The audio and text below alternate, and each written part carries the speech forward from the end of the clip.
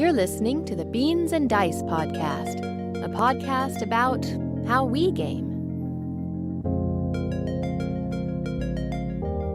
Hey folks, welcome to the Beans and Dice podcast, a podcast about how we game. And it is Thursday night live call-in show. I'm your host, Carlos, and with me today, I'm Rob. And Mike. You didn't pre-plan this. You didn't pre-plan this. I didn't reset it. Mike, we go in order of appearance. Okay. I'm Mike. I'm Juan. I'm Wayne.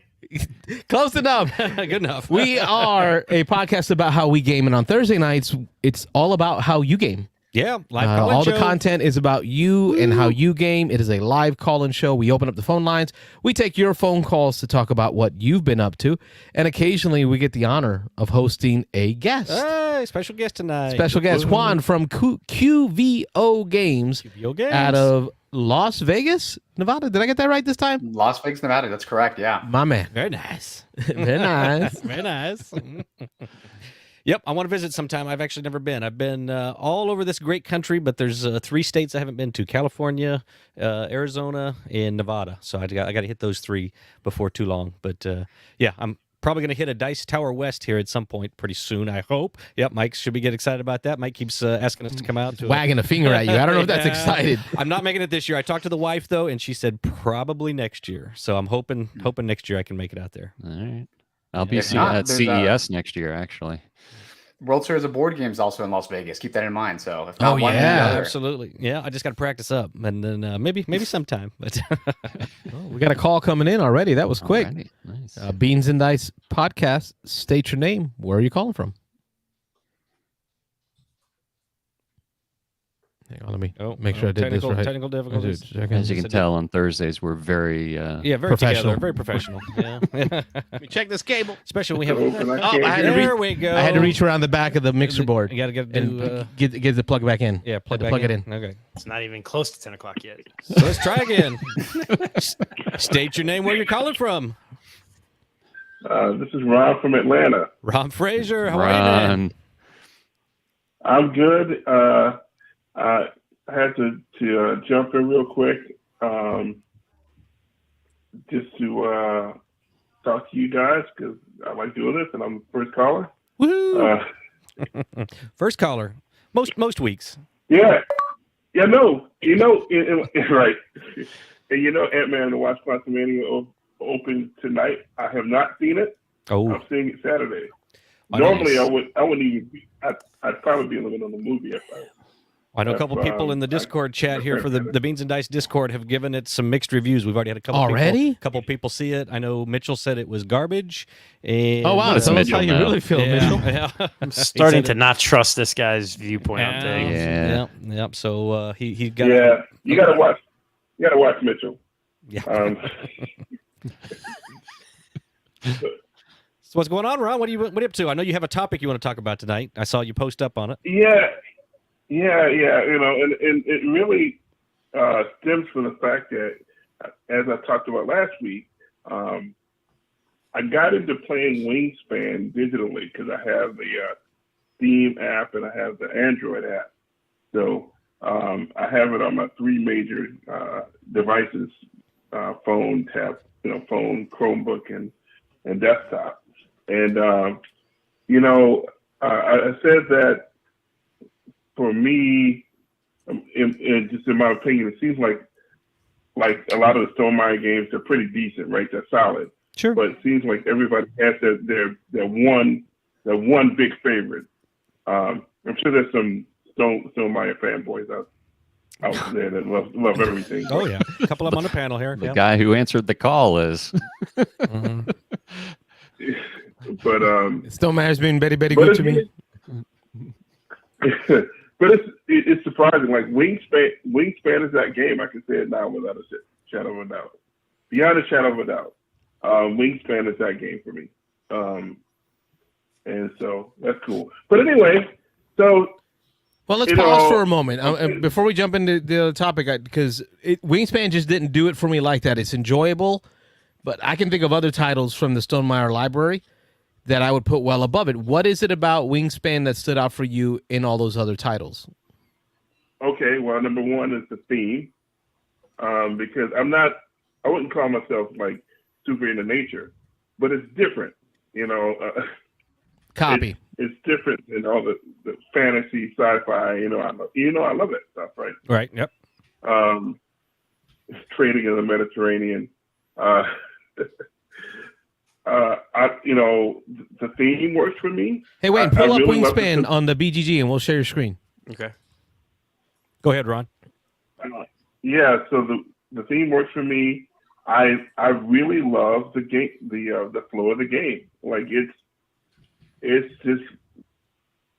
really quick. You make your one move and that's it. And then you have your you trigger your habitat actions, and it's a really satisfying experience for me as far as engine building, what have you. But it's not a complicated game when it comes right down to it. And so it just plays, it plays quick. It doesn't take, your turns are quick because you're making one decision. It doesn't take that long. I love the theme. So that's what works for me. All right. So that's it. Although, and you folks at home, if that works for you, then take Ron's advice and check out Wingspan. Yeah, I think what it is, my only I'm sorry, what I don't understand. I can get where people don't like the game, right? Not your right theme or just something about it don't hit with you. But what I don't, for some people, everything's too light for you, Rob. Oh, no, not for me. No. I'm going to say it's my number 2 or my number 3 Stonemeyer game. Oh, I know. So it's I know. not too light for me. I said for some people. Yeah, for some people it could be too light. Yeah. But I can totally get somebody saying, I don't like Wingspan. But what I don't get is somebody who says it's a garbage game or it's horrible. No. Yeah, get out of here. The game doesn't sell 1 million copies if it's garbage. It could just not be your cup of tea. There's plenty of great games out there that I just don't like, right? That, but I don't get people who just really want to crap on this game for no reason. Haters gonna hate. Yeah. How many copies you say it sell away? 1 million, 1.5, something like that. Yeah, it's over a million 1.6 million copies. There you go. Yep. Hey, Juan, that's a lot. There you go. That's a lot of copies. How much is Ticket to Ride at? Is it 10 mil for Ticket to Ride? Oh, I don't know. Yeah, they advertise on their box something. Because they're catching up quick. Wingspan has been around that long. Oh, no. Yeah, it's catching up very quick on Ticket to Ride. Right. Yeah. It's a modern classic. Yeah, Wingspan's been around. Yeah. So, Stegmeyer did a post on his blog about answering the questions, do digital board games outsell the tabletop counterparts? And this is all anecdote. I mean, he has data behind it, but it's anecdote as far as this is just from Stonemeyer's perspective, Stonemeyer Games' perspective. And the answer to that question is because some people have the perception that digital games outsell physical games, and that's not what he sees, and that's what I would have suspected, that digital games don't sell as much as the physical games, but not by as large of a margin as I've seen some of the games that he talks about. For example, he's saying viticulture is only sold 10%. As well as it did in the physical version. Of course, it's still 23,000 sales as opposed to 230,000. But by the way, 230,000 copies units of a physical board game. There are companies that would die for those kind of numbers, right? Nothing to sneeze at. Nothing to sneeze at, exactly. Charterstone, which I didn't know that had a digital app. I'd heard it, but I had forgotten that until I read it in the article. Isn't that like a legendary Charterstone, system? Oh, right, yeah, Legacy? Legacy system. Legacy. It's a legacy worker placement game. Yeah. It's one that I want to play. I think I might buy the digital copy of it. I own the physical copy. I'm still trying to get it to the table. I got to get a group of about 5 or 6 people together. Oh my God, we got that at Dragon Con. Dragon Con, yep. Yeah, a long time ago we got that one. Many years ago, yep. Hey, I'd be down to play that. Yeah. You sign me up. All right, Ron, what was the other topic you had for the callers?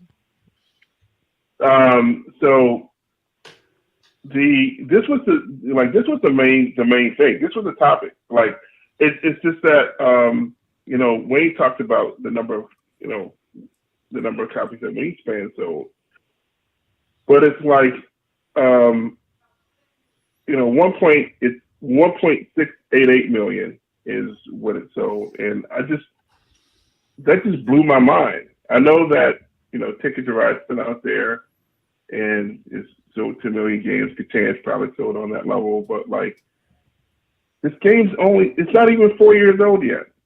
Right. Yeah. That's incredible numbers. Let me just chime in real quick before I forget this point. The one thing I'm going to be interested to see is how this evolves. And I know Stegmeyer posted about how some other companies have said that the digital versions have outsold, or some people have said that it's outsold their physical copies. For him, it has not gotten to that point. He mentioned one game that was almost even. It was really close to even. Scythe. Okay, that's right. The digital copy of Scythe has been almost exactly the same number as the physical. Although I know digital games have been around a little while, but they have not been around a long time. And one of the main reasons a lot of people say that they get into this hobby is because they want to get away from video games. They want to get away from the digital. They want to get away from the electronic. I mean, we all know that that's been a big topic when you bring iPads and digital applications to board games, because some people are completely against that idea. We had what was his name, Carlos, that called in and ran us over. Oh my God! Raked us over the. Steven, I think. Well, yeah, that sounds right. It was the first time we got cussed at live. Yeah, about how we were ruining the hobby because we were promoting using apps in games in physical copies. That was during COVID too. Yeah, that was because we had just started playing around with Tabletop Simulator because of COVID. Yep, and so I'll be interested to see in the coming years, because I think it's becoming more acceptable, and I think especially as we get more younger people into the hobby, they of course are gonna gravitate to that kind of thing, and so it'll be interesting to see. I would suspect in the coming years those digital sales are going to continue to increase, and I'll be interested to see if the physical sales go down in comparison, or if the physical copies stay the same and just the digital catches up. So just something a thought in my head. Yeah. I think digital will catch up, but I think both Jamie in the past, and I know Bonacor in the past, have talked about whenever they released a digital version of their board game, the physical copies would spike shortly after. So people play the digital game and then go buy it. And I looked at myself. Half the games I bought last year, games that I tried on BGA first or had on Steam first, and then I really like this game, I'm going to go buy the physical copy. And I looked at my Amazon wish list just now, and almost every game on my Amazon wish list that I use to just track the games I want are games that I've played online in the last 2 years. Yeah, I can attest to that. I have someone that's architect still in shrink wrap, but I really fell in love with it on BGA, and so There are a few titles up here that I learned on BGA, realized I liked it, and bought it. It's a good testing ground. Yeah. Board Game Arena, for those of you who don't know, BGA, Board Game Arena, a place to play lots of games digitally online. You can do it for free, or you can buy a subscription and get some added benefits. But yeah, really, really cool. Yeah. Well, I've been on the line long enough here. You guys have a guest, so I'm gonna hang up. But this is next one. I appreciate you calling as always, Ron. Don't miss that first caller next week. I know last week you got pushed back a little bit. You didn't get in right at the beginning, so that just made the whole show feel weird. But first caller. All right. You guys take care. Have a good night, Ron. All right, see you, Ron. Good night, Ron. Juan, you may know more than me. Has there been a board game released to retail where they released the digital copy or digital version at the same time? Because that'll be interesting if that hasn't happened yet. If that happens in the future, like simultaneous release, physical and digital. Gosh, I can't. I mean, even the games that come with a digital app to play the game don't even get released like that. Sometimes they don't. Like My Father's Work got released, and we had to wait for the app. One month late because they were working on it still. Yeah. You know, the only time I've ever seen that happen is when they're testing the game. Like they're kind of like running tests over it. So they don't really do like a physical prototype anymore. They do more like a digital prototype. And they test it out digitally, and then they run through the mechanics, change things, and they print it out actually as a physical game then. I've seen it. There's actually one particular game I know, but it just doesn't come to mind at the current moment, that they actually are releasing a digital, like for example, on Tabletop Simulator. Actually, there is one, and I have to look it up because it's going. I just want to make sure I say it right. but it's one released recently on Kickstarter. They did a digital version, and I think that's actually pretty common. They do a digital version on Tabletop Simulator, and then they release it physically at that point. Physically, but not simultaneous. I don't think I've seen a simultaneous release for like a digital and also a physical. I think that's where it'll hit, like Rob, like you said, where the digital becomes a bigger thing is when companies start looking to do stuff like that. Yeah. I know Mr. Jeeves in the chat, they're saying Distilled Board Games has done that, where they've done the play testing and stuff online, and we're definitely seeing more and more of that. I know a lot of them, and it'll be private a lot of times. You have to sign up, you get accepted, and then they'll send you a code to go on to Tabletop Simulator or some other board game arena or something, and test it out in a private environment. But there's a lot of that play testing and beta testing and stuff like that going on that way. Yeah. All right, Juan, I know you do on your show. Well, I was gonna say between calls here we probably should introduce Juan, but maybe we'll pause the phone after this. But yeah, Beans and Dice Podcast. State your name. Where are you calling from? Hey, it's Kristen and Nathan. Hey. Well, hello there. How are you? It's Pants. Hey, Pants. it's Pants. Pants made it on the and booty. show. Pants and booty. Yeah. Yes. I know why you're calling. Semi long-time listener, first-time caller. Very nice. Very nice. We appreciate that. Yeah. There we go. Welcome to the show. We just saw you this past weekend at Game Day at Your Turn. Yep. Yeah, we did. What do you got going on? What do you got for the callers and for our guest, Juan, all the way from Las Vegas? Oh, hello, Juan from Las Vegas. Hi, nice to meet you. Online, of course, virtually at this point. Yeah. All right, so we are calling to discuss Shadows over Camelot. Yes, we are. All right, so you taught this game to a group of us, a few of us that had wanted to play. Carlos had been talking about playing, but he didn't have the ability to stick around and jump into the game. I thought it was going to go a lot longer, but I don't want to spoil it. Yeah, yes. I had expected the game to go a lot longer. If you want to pull up Shadows on the while we talk about it, but go ahead and I guess explain to us what happened. What happened? Nathan, I'll leave that to you. Apparently, I am not to be trusted. Oh no, we know that now at the for same sure. time, I am always to be trusted. Yeah. Well, for those of you who don't know, Shadows over Camelot, I'll just give it a quick introduction here. Shadows over Camelot is I would say a classic at this point. What did we determine? It's how many years old did we find out? It was 13. 2005. I think it was 2005. Okay. Okay. So yeah, it's getting 18, up there. So 18 years, and this was one of the I think it's credited as one of the first kind of hidden trader kind of social deduction board games where you're playing. I'm gonna not do it any justice, and I can let our callers probably do it better. But you're playing you're each playing individual knights, and one person can play King Arthur. But the Knights of the Round Table, and there are 7 or 8 locations? Do you know off the top of your head? There are a number of locations.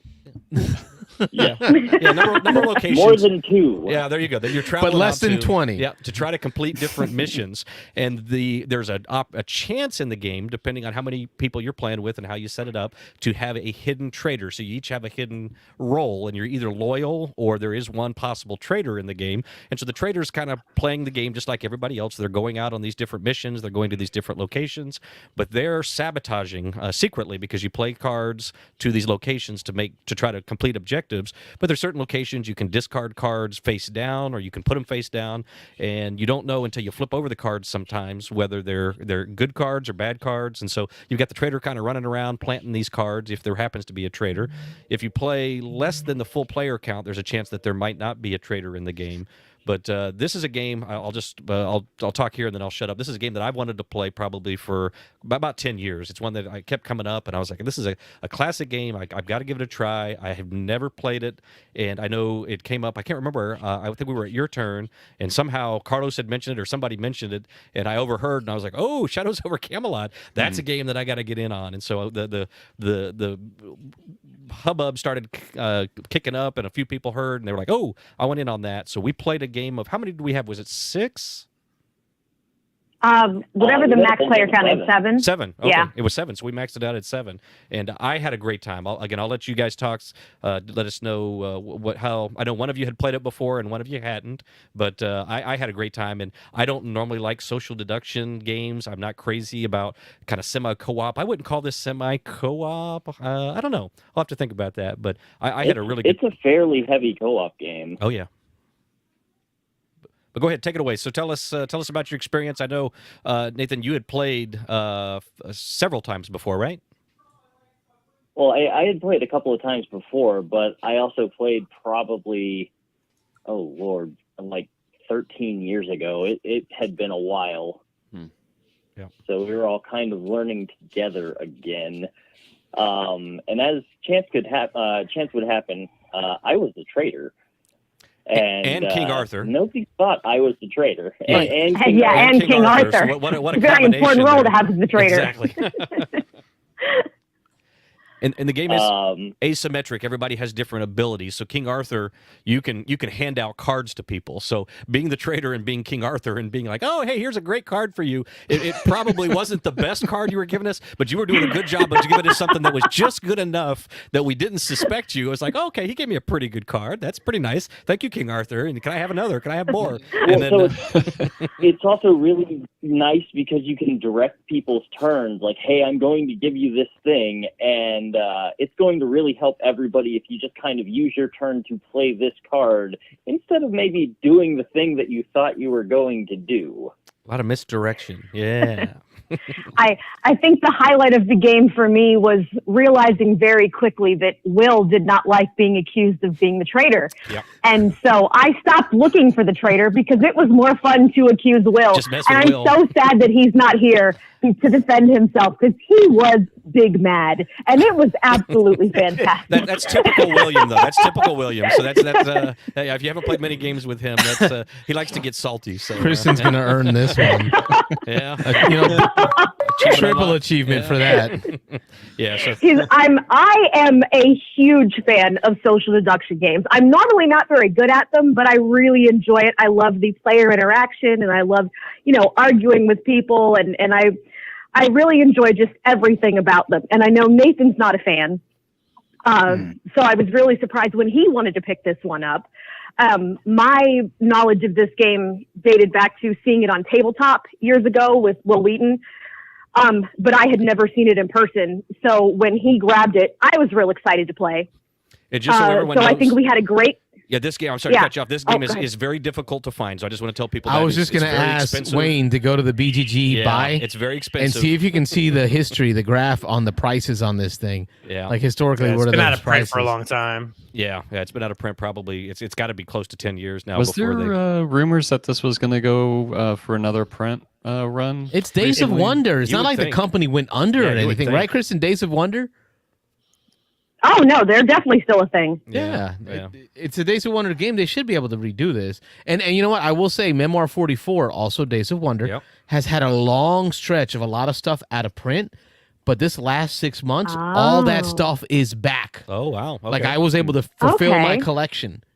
Fill it all up of everything. Because look at Ticket to Ride. They're not going anywhere. They're making millions off the Ticket to Ride. Well, that's an evergreen, right. For sure. Yeah, it looks like the cheapest you get it is like $60-$70, but it goes up to 100, 150, 200 depending on condition. You got to catch it at the right time. And it's also with the expansion. Probably some of these have the expansion, and the expansion adds a lot to the price. Yeah, it's hard to get this one for under $100. If you get a decent copy, you're usually going to pay $130, $140, $150. All right, so Kristen, I'm throwing the questions back at you since you decided to call, and the show is now yours. For someone who heard you talk about Shadows over Camelot, but wants something that is readily available, what would you recommend? And if not, you can toss the question back to the beans that are on the show, and we'll use the brains here. Well, maybe looking at just the mechanism in general and not necessarily comparing it to Shadows, because I don't know that you can compare much to Shadows. There's so much going on in that game. There's so much depth. There's so many different things. There's so much strategy. Even like Pandemic, I don't think comes anywhere near the amount of strategy that you have in Shadows to try and pull it off. So when it comes to social deduction, my absolute favorite social deduction game we learned from Pat over at Your Turn, Deception, Murder at Hong Kong. which is a Gray Fox game. And I absolutely love that. There's so many different options with the what's that? That you got it right. That's a great answer. That's the answer in my head. Yeah. Had you asked me to answer it for you, I would have said Deception, Murder in Hong Kong. So I absolutely love that game. Yes, there's so many different ways things can go. There's so many different, like I don't know. I can't even explain it. But if you like social deduction, or if you're even interested in it, we all started with what's the revolution, the spies, and the not Avalon, but the other one, Resistance. There's Resistance. Yeah, we all started with the Resistance. I think all of us kind of started with that part of the genre. I'm watching you, and it's off the timing. Oh yeah, there's a delay. Yeah, don't do that. It'll hurt your brain. You might go into a butterfly effect, and I'll start disappearing with like time warp. You don't want that. So yeah, we all started with the Resistance, but I think it was moving on from that and just discovering there are so many more games that do it so much better. And Deception is absolutely my favorite of that. But if anybody has any suggestions for different ones, I'm interested. There you go, folks. You heard it yourself right here on the Beans and Dice Show from our caller, Pants and Booty, Kristen and Nathan. Shadows over Camelot, awesome game, but if you can't get a hold of it, Deception, Murder in Hong Kong is where it's at. I would suspect... Absolutely. And go ahead. No, I would suspect that Shadows of the Camelot is going to get reprinted in the next year or so with the passing of Serge Leger.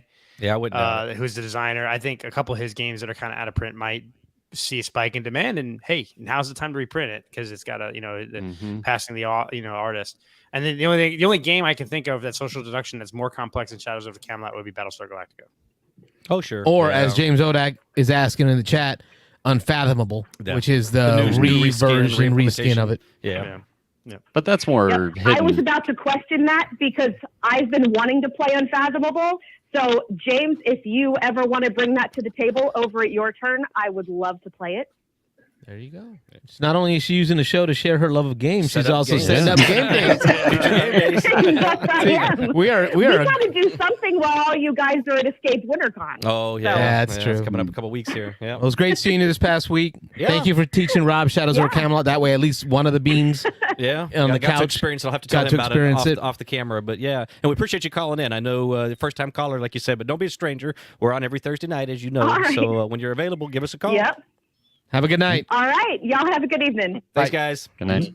I was really hoping she was going to say Dead of Winter, but wish Dead of Winter. It's been on my shelf for years. Carlos has never played Dead of Winter. Never played it. Yeah. I set up a game day, and I still blame Barry Kreitzer. Oh, yeah. Because we set up a game day for my birthday to get it played, and he canceled, and it's never come back out.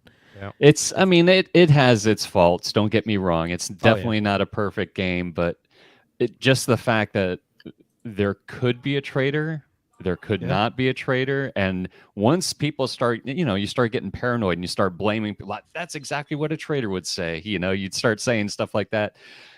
I just love the game. I mean, there are some adult crossroad cards in the game that I enjoy that type of thing. Adult meaning like some pretty rough stuff going on. Grown folk stuff? Yeah, like, babies in garbage cans and stuff like that. Oh, yes, mio. Heavy. No, if I remember correctly, though, Michael, there is a symbol on each of those cards. Yes, that you can take those as a parent, I could go through the deck real quick and pull out all of those questionable cards if I've got teenagers in the game and not have to worry about asking about that kind of stuff. Yeah, but I would... And it's similar to... Same company that did the pirate version. Robert, help me out. We played Forgotten Waters, right? Forgotten Waters. There you go. Forgotten Waters. Same company, same Crossroads system. Plaid Hat Games, I believe it was. Yep. Correct. Yeah, Plaid Hat. Yep. Got it. Yeah, BG, I got it right here, all locked in his brain. Yeah. So, if you haven't played Juan, that, we were talking about play it. some of the stuff that you do on your channel. You do this retail, coming up retail each week.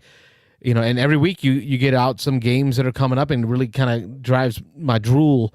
What are some games that are coming out this week that you've talked about on your channel that stand out that are coming out? Man, that's tough because I go through at least, 40, 50 games a month that come out, right? And I cover these games, and I hate to say that some of these really don't hit or stand out because I really don't want to say that, but definitely some of these games I'm like a party game, another trick taking game, kind of go through them like, and it's you guys first, behind the scenes scoop here where like sometimes I'm like, why am I talking about this game? It just seems like we have 10,000 trick taking games coming out, but we got to do what we got to do. So it definitely the game itself, the board games themselves that come out. I mean, this week alone. A really big one that's releasing out to retail, online retail, not directly through FLGS. I think one that really stands out, Hoplomachus Victorum, and you can buy it with like the full. Is full that set. poker chip? What was that company that did that? Chip Theory? Chip Theory Games. Yep. Chip with Theory. the neoprene mats, and Mike, you have this one. Not the Hoplomachus. He's got too many bones. That's the one I'm thinking of. Yeah, that's the one that you can play in the pool. Because everything is either neoprene or plastic. I mean, you could. You could. You wouldn't, but you could. I mean, Robert and I have played games in a hot we played tub. the hot tub before, yeah. There's three of us, shirtless in the hot tub playing board games. It was awesome. Chance you get, you got to bring this story up, man. Oh, he does. He likes to talk about it. Inching closer to 10 o'clock, so getting closer. Now, but Juan, I remember there was an issue with Hoplomachus. Hoplomachus? Yeah. That thing. That the company that assembled the game missed putting in like strips or stacks of chips, of poker chips, so they had to like reassemble everything, so it delayed like its release and everything. Like I was looking forward to this one because it's a historical game based off of that Too Many Bones system, and you know me, if you look at my shelf behind me, there are a lot of historical games up here. What do you know about this release? Is this after the fix? Is this so that you might get be from the a messed up game? Yeah, definitely. So that might be from the Kickstarter itself, honestly, because the games like they're releasing it through the retail through the website. But I think during their Kickstarter is when they had that issue, and now they're doing I wouldn't call it a re-release, but they got new copies in, of course, and shipped it, and now they're actually doing a mass retail release. From the Kickstarter itself, it's more than likely where that came from, that error came from. However, now with these games online, I hope they're not selling games missing chips at this point, which I doubt that would be the case. I don't know. I feel like Chip Theory Games definitely has it. Like they have it up there. I think they're one of the publishers to watch, honestly, at the moment. Their production is out of this ballpark. I mean, what's that one run? Like I haven't even looked at the price. Hoplomachus, it's got to be expensive. I haven't looked either, but yeah, I'm sure it's a pretty penny. Man, if someone can bring it up, I don't know. I'm not too sure who has the floor, but if someone can bring up even like the dice, they did some alloy. Metal dice. Oh man, and they are gorgeous. Well, Juan, if you got a screen there, you can push share. Wayne can grab it real quick. Yeah. What's the name of the game again? How do you spell this? Hoplomachus, HOPL. It's like a Greek thing. Machus. I mean, Nick Oben should be calling any moment now because we said something Greek. Yeah, it's Greek. He's going to be calling in just a minute. He's going to have there's actually a whole lot of there's a whole lot of Hoplomachus on BGG. On BGG, it's a historical system. It's going to be 2022 or 2023. What's the name of the company? Hoplomachus Victorum. Chip Theory Games. Yeah, Pull up the publisher, Chip Theory. Hoplomachus Victorum. That's it. There we go. I got it. All right. I got it. All right. We'll share that screen in just a minute. No, you're right, Juan. There's a lot of games that come out that are like, why am I even talking about this? But this is one that even I have watched videos and listened to stuff about a game that I will probably never buy. Yeah, probably because of the price. Oh, I hope they have the alloy dice on here, man. They're gorgeous. Like some of these components, and look at that. So basically, what you're looking at here, essentially, right? This is the solo playthrough. When you play, the game is played either solo or a 1v1 style game, or 2v2. Can be a battle game as well. But the alloy dice on the top left there, and that's the premium bag that comes with it next to it with the H on it. Right, so that stand right there comes with the game, even your retail copy of the game, and that's basically your stand for all your chips, like your bosses and monsters that are lined up there. So you always have everything ready and prepared to just kind of grab and go. No, they definitely hit it out the park. I mean, look at those. The dice are right there. Carlos just jumped online and bought this, just so you know. Yeah, he can't help himself. So look at that. Yeah, like it's gorgeous. Like this is two worlds collide. This is like the historical world that I love. And then the modern overproduced board game, Foundations of Rome level production that y'all love. It's pretty. They definitely like that cover is awesome. I mean, definitely. Again, I guess honestly, they always do a really great job. I mean, Too Many Bones. They have another one about robots in office. There's Cloudspire's another one. Yeah. Burn Cycle. Burn Cycle's another one, and now this Hoplomachus Victorum. So they actually didn't own this. They actually re-released this basically. They kind of grabbed the IP and they remade it, and they did it in their own fashion, and they released this into chip theory fashion, basically. Yeah, they did a phenomenal job. I mean, you can tell how beautiful the components look of everything, even like the mat themselves, the stitching, the art on them. It's all just a great production value for this game. However, it definitely cost you a pretty penny, right? It's well over 120, I believe. And that doesn't even include the alloy metal dice that are purchased separately. Yeah. Their production is awesome, and again, we've seen that. Mike's a fan of the Too Many Bones. I've never played, but I kept saying before he moved to the other coast, Mike's up in Seattle, that we needed to get a game of that in. We just didn't make it happen. But sometime when you come back, you'll have to bring it or something, or Dan's got it over at your turn. Dan's got it. Jump in over there and play. But yeah, I mean their productions on games is outstanding. Did Dan get Hoplomachus? I don't know. I haven't asked him. Yeah, he might be. He might have that coming for the cafe. So. But I assume you paused the phone. Is that why it's been quiet? No. Okay. Phone's open. Okay. Phone line's open. Yeah, I just the folks at home. I wanted to change topics here just a little bit, but sticking with Juan. Or did you have something to say, Wayne? No, go for it, Rob. I was going to just ask a question. Yep. Okay, I just wanted to jump in because I've been checking out. I did a little cramming here on your recent videos, and so just so for other people who know, so again, he can't help himself. He's got to study. He can't walk into a situation unknown. Yeah, I got to be prepared. But anyway, so we all know that Juan does. Anybody who's watched the channel knows that, again that I guess the main focus of what you've been doing is that weekly what's coming out of the next week. But you also have a couple other segments you do. You've got the Before You Buy, where you give little snippets, little bits of it, little like 10, 20-minute videos of just stuff that you might want to know before you pick up a game. And then you've also got it's games leaving your collection. I've seen a few of those. And when I was watching your most recent videos, that was a big one. One of them jumped up here for me that I'm really interested in. So Endless Winter, you and I agree with you. Just so you know, off the front, I agree with you pretty much 100%. But it came up in your Before You Buy, and you had some nice things to say about it. You mentioned some criticisms of it, and then I think just a week or two later, it was on the games leaving my collection list. And so, talk to us a little bit about your experience with Endless Winter. Man, that's a tough one because that definitely was. Before I was even content creator, right? It was a hype game. Everyone was talking about this game. It was such a big deal. And I bought into that hype, right? Not to say, and I did have nice things to say, because it's not necessarily, I don't think it's a bad game. Like, I don't think it is a bad game. I think they have a great theme, which is very different, right? You don't really see a lot of games about, man, I'm gonna get the name wrong. I get everything wrong here about this. The games about like the Eskimos or stuff like around those lines, right? Is it not Neanderthals? What's Paleo-Americans? Paleo-American. Paleo-American, that's the word. So that's the name of the game too. It's the interior Paleo-American. So that's you don't really see a lot of that. So the theme itself, right? The production quality, it's there. It's definitely up there because it comes all nicely packed in a box. And for a game that takes so long to set up initially, it's all just nicely just grab your game trays and just set them all up and take things out. I think setting up the game itself is pretty straightforward, which is really good for such a heavy game. And then going on from the heavy game, right? I did enjoy no, that's a lie. I did not enjoy the game. Tell us what you really think. I did not enjoy the game. I was very critical in the review. Like Before You Buy, he fits right in. He fits right in. Yeah, he'll do good here. Yeah. So the game itself, it's hard to say because everyone loves the game, and I was really surprised and baffled when I did not enjoy the game. I tried it again. I'm like, maybe I played it wrong. Maybe I played it this way. Maybe I played it that way.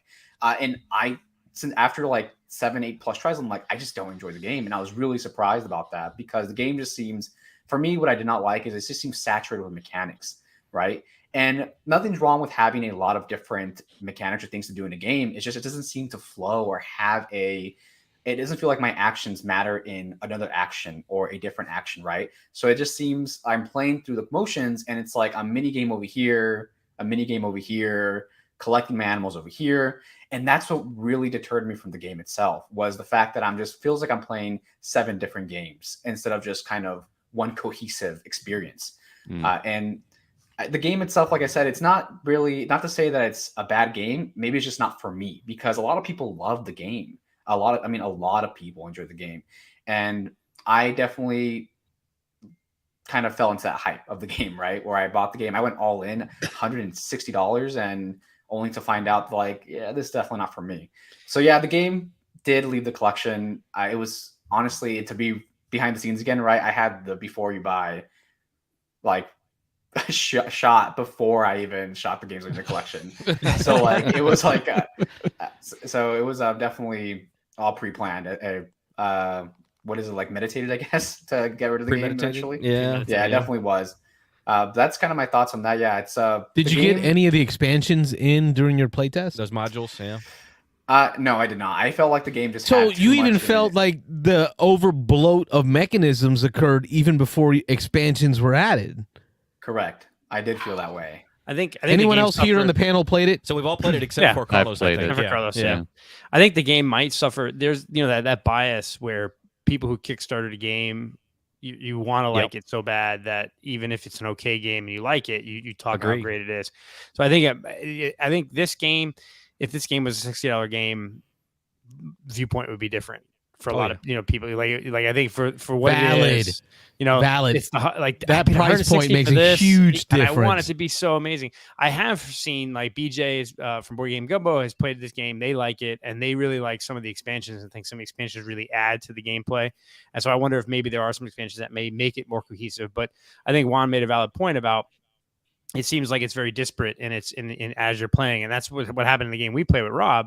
I play with Rob and Sam and Nick, Oben. and really what I just ignored like two-fourths of the game, and I just said I'm just going to do these two things, and I'm just going to run these things up, and that's it, right? So you didn't even need to do all 4 of the game mechanics. You could really just pick 1 or 2. You crushed us. You crushed it. Yeah, I didn't crush you guys, but I mean, I did all right. But I think that the game does. It's a good game. It's a good worker placement game. It's got a couple of good mechanics, but it's a lot of the newer games are basically let's take a bunch of mechanics, put them together, and see what happens.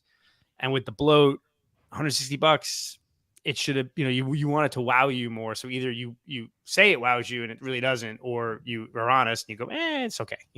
And you have Lost Ruins Varnak and Dune Imperium. To fill in that gap of that mechanism combo. Mike, any last words on Endless Winter? Your thought points? So I played it that one time, and I thought it was okay. I didn't use any of the extra modules or anything. I do want to play it. I typically give a game at least 3 plays before I feel the need to get rid of it, unless it's like absolutely horrible. And I don't feel that way about this game, but I've heard that the one with the canoe, I forget whatever add-on that is. The rivers, the river one. I've heard that actually adds positively to the game. But again, I want to try it again. And the sad thing is if I'm being honest, it's going to be so hard for me to get it back to the table with my gaming group because we're always trying new games, and we'll typically go back to like games that we really like that we've played for a while. So games like this, and it does take a little bit of setup, even with, because I did the all-in as well one. I still felt like it took, because I mean, you're just like, okay, we got to pick these, randomly pick from this pile of stones and lay the 4 out, and then randomly from this one, lay those 4 out. I don't know. I can't give an honest review on it quite yet. I really do need to play it a few more times before I feel the need. But if it's a game that's not going to hit the table for me, unfortunately, I may be forced to get rid of it just because. And it looks fantastic. I don't know that anybody would dispute that it looks it's got great nice. table presence. The Micho. Yeah. But the Micho art. Yeah, exactly. I mean, and then the theme. The theme is not a terrible theme, y'all. Like I've played Paleo. William's got a copy of Paleo, the story of something. It's the cooperative game using that Paleo-American theme of Neanderthals, but working together to craft. Remember crafting? You get the 2 fists to craft with, and then you're making tools on the tool rack to overcome certain challenges. That was a great game, and that theme was amazing. So I had super high hopes for Endless Winter because of that Paleo-American theme. So it wasn't the theme, and it wasn't the art, and it wasn't the presentation. Yep.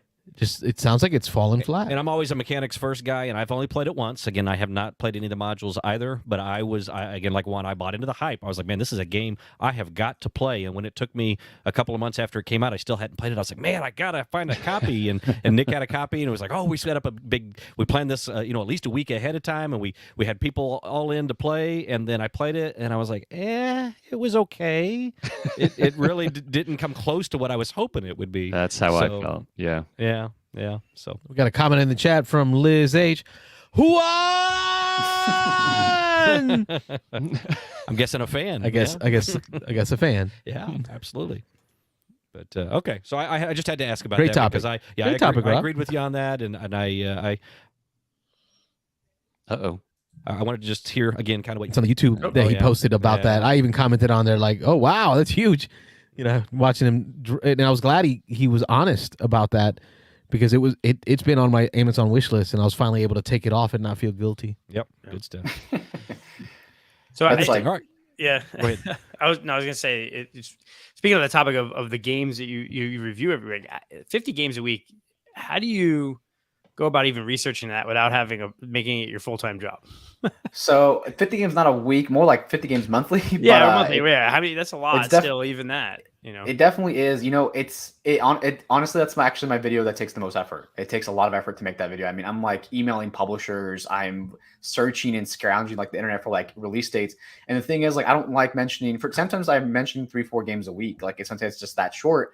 And the main reason why is because I just don't want to be promoting a game, or not even promoting a showcasing a game that I don't have an exact release date for. Right? Like, if I can't find either coming out this week or February, for example, February 24th or an exact date, I don't feature a game only because I just don't want to be having like wrong information out in the public, right? Like that's not what we're showcasing. Just I want to have an exact date. Even if a publisher reaches out and say, hey, it's coming out end of February, and I'll email back and ask like, hey, please provide me a exact date. Right. And if you don't know an exact date, I regrettably can't showcase on the video.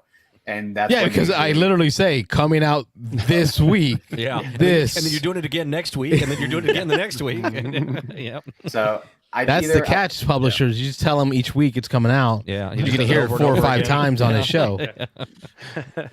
So that's exactly it, right? So that's like I try really hard to kind of curate the list, but yeah, I take usually Friday. I access the emails, all the emails I inbox or I put in a folder. I go through many different websites. I am very fortunate. There's actually I even go through distributor websites who distributors who distribute to like the retail stores, and like I scrounge looking for release dates. It takes me roughly around, I want to total depending, it's like 6 hours total to research the games. Wow. So it definitely is almost like at least a part-time gig at this point, right? Like it's a part-time gig to do that. And honestly, the research is what takes the most effort.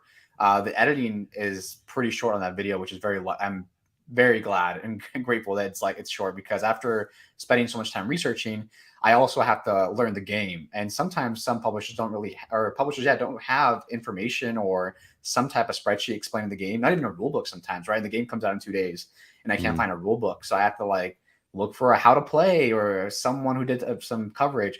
And I'll be honest in the video, like, hey, I don't really have any information on this game. Can't find a rule book, can't find information. All I know is the details that they put on their store page, and I will mention the details and I'll just move on to the next game to showcase. So how do I manage it? I don't. That's actually the tricky question. I don't manage it. It is what it is. Yeah. And QVO game manage you. Yeah, exactly. I think that's that's interesting, because what's interesting is Kickstarter becomes a thing, right? So everyone follows Kickstarter, and there's all these videos on what's coming to Kickstarter, and there's so much more information about what's going to be launching on Kickstarter than there is what's coming to retail. And you would think that publishers, distributors, companies would make this information easier to find for your show and for other shows, and to just be covered, because you got to think still retail is still bigger than Kickstarter, right? And so if you're publishing a game, man, you got to get it out there, right? It's crazy to me that it takes you that long to find that information, and you're having to email, a distributor this and then the publisher this, and it's crazy that there aren't better resources for that kind of stuff. Yeah. And that's what's crazy for me is so many channels that push that Kickstarter, what's coming, and none of it's connected with me. None of those channels have. But watching Juan each week, I'm connected because for me, it's more real. we're expending energy on things that we can actually have agency to affect something next week, versus expending energy to talk about an idea that may or may not, Holy Grail games, come to fruition in the future. You see what I'm saying? Like, I don't want to waste. I have limited energy. I got 4 kids. I got a wife. I got a full-time job. And I got this nut wanting to do all kinds of crazy stuff with the show. Yeah. Right? Yeah, right. And I just don't have my energy to give out to things that may not become real in the near future. So what you're doing, Juan, to me, Wayne brought it up. It was his point there, and I'm supporting it. It's great to see someone talking about things that we can have control over in the near future on decisions to purchase. So thank you for doing that. Oh, thank you so much. Yeah, I do. It's love for the hobby because but it's like 8 hours editing, researching. I mean, every week to make this video. It's all for you guys, basically. It's for everyone to know what's coming up. So yeah, it's definitely, and that's exactly the point, right? I mean, when you can buy this game this week when I release the video, right? Like, it's going to be releasing this week. If not that same Monday that it's getting released, you can go purchase it right away. That's kind of like the big reason why I did that too. I don't see anyone really covering that stuff, and I'm like, I want to know like, what can I buy this week? And Right. And I also keeps me up to date as well, right? Like, I know what games are coming out, what's coming big. And a big topic for me on my videos right now, I mention all the time, is I'm excited to like kind of discover that new game, right? Like last year it was, well, Endless Winter took everyone by storm, right? It's like the big popular game. Ark Nova came out, and that was like a big deal. I'm excited to see like what's coming. Like, what is the next game that's going to take everyone this year by like a big storm, and everyone's going to be talking about it, making content, buying the game. It's sold out, waiting for next wave to come out so you can sell it again. That's what I'm looking for. And like, I can't Motor wait City. maybe. That's where it's at. Woof. Right, Mike? Yeah. Don't even get me started, man. Don't get me started. I was poking the bear on purpose. You are poking the bear, man. Mike's not happy with his Motor City experience. Yeah. Yeah. When he talked about having to play a game a few times before he sells it, I was thinking in my head, Motor City. did he sell Motor City yet? Is that gone yet? No, it's still sitting on my desk here unplayed, though. Oh, man. Rough. And it's funny, just you talking about I was thinking about this earlier today at a break from work, from real life, but I was thinking about the new and all that, because Carlos had posted up about how he's been playing more classic games, more older games. Yeah, this last week, a lot of older stuff, and I'm having a blast. And I was thinking, hanging out. gosh, yeah. It's kind of nice that Carlos is doing that, but nobody cares about that. Nobody cares about those old games. Everybody wants to know what's coming out next. What can I get? What can I kickstart? What's the new thing? So it's, I feel like I'm channeling Wayne, because a lot of my collection is starting to become the old, like, Mediterranean or European person on the cover looking all weird. Yeah, a little Concordia, a little Concordia, some Burgundy, some. I got to try that one next. I got to play that too. Yeah, that's one I've been wanting to play for a long time. I've converted him to a beige color palette gamer, a Euro gamer. Yeah. But last night was different. Last night I had an urge to play something brighter, a little chipper, and I busted out Smartphone Inc. Yeah, so my wife and I played Smartphone Inc. That's a good one. I forgot. Yeah, I completely forgot. Yeah. How good that game. Like, I was in a mode to play. I've been in a mode lately to play economic games. That's what got me playing Concordia. Yeah. We played Brass. Been playing some Furnace. So I was like, what else do I have? Like, I was already on Amazon trying to find out what economic game should I buy. Yeah. And I'm like, pendejo, look behind you, pendejo. There's plenty of games. Easy, okay, man. Gee, what time I gotta watch is it 10 o'clock yet? No, okay, after 10. We can go crazy after 10. Eastern time. Eastern. Yeah. You kids in Las Vegas and Washington, watch out. Yes, sir. Yeah, it's early. It's a smartphone. Smartphone Inc. So do you have the 2-player map for that though? No. That was the thing. After last night's play, where I was like, man, I still love this, and wifey was like, it's okay. It's okay. It's not great. Rather play Burgundy. Like, something's missing. Yeah. And I mentioned it in the chat, and I think it was Kristen and I mentioned it. That it's Rob not mentioned it. Some others mentioned it, that it's not a good 2-player game. You got to get the map for the 2 players. Mentioned a 2-player board. I didn't know that. There was an upgrade called the Update. Yep. Isn't that funny? Smartphone update. Love it. But it's on order.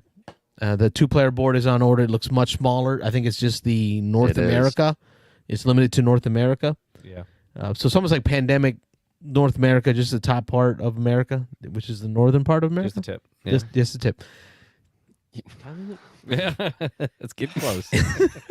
Wow. Anyway, but yeah, it's on its way. Yeah, it is on its way. Awesome. And then that got me because that led us into talking about Concordia, and that was another one that wifey played and was like, and listen, she stomped me in all of these games. I think Concordia she didn't, but Smartphone Inc., Burgundy, a lot of these economic games she'll beat me.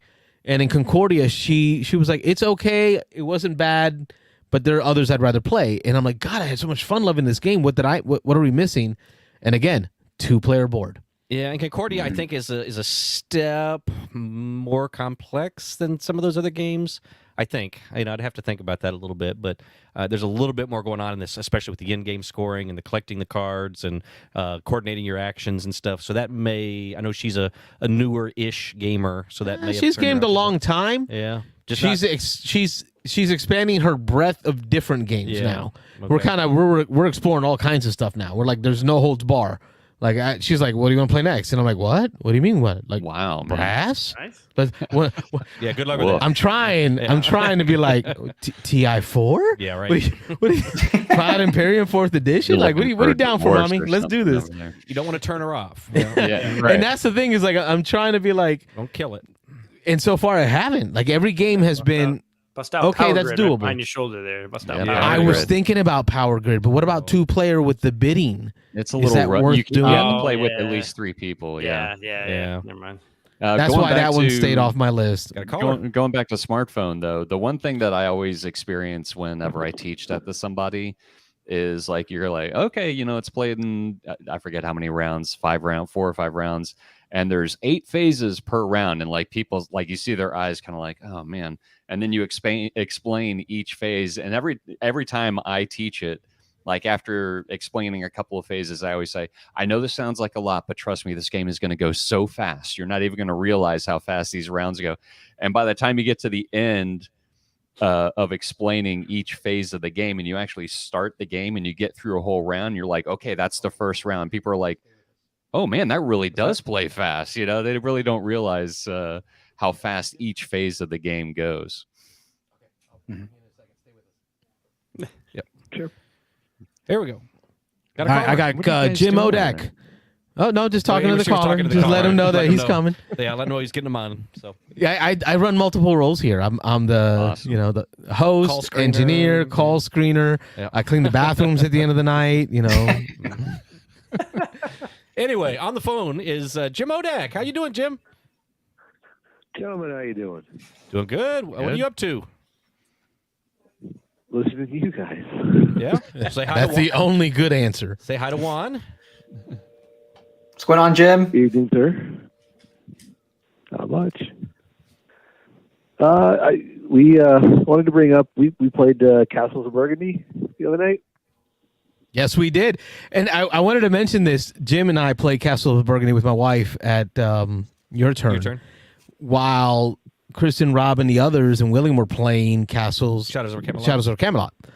And there was some noise coming out of that room from William. And I looked over at Jim and Melissa and said, this is the reason I didn't want to play. Oh, yeah? William grumbling there was so much anger coming out of that room.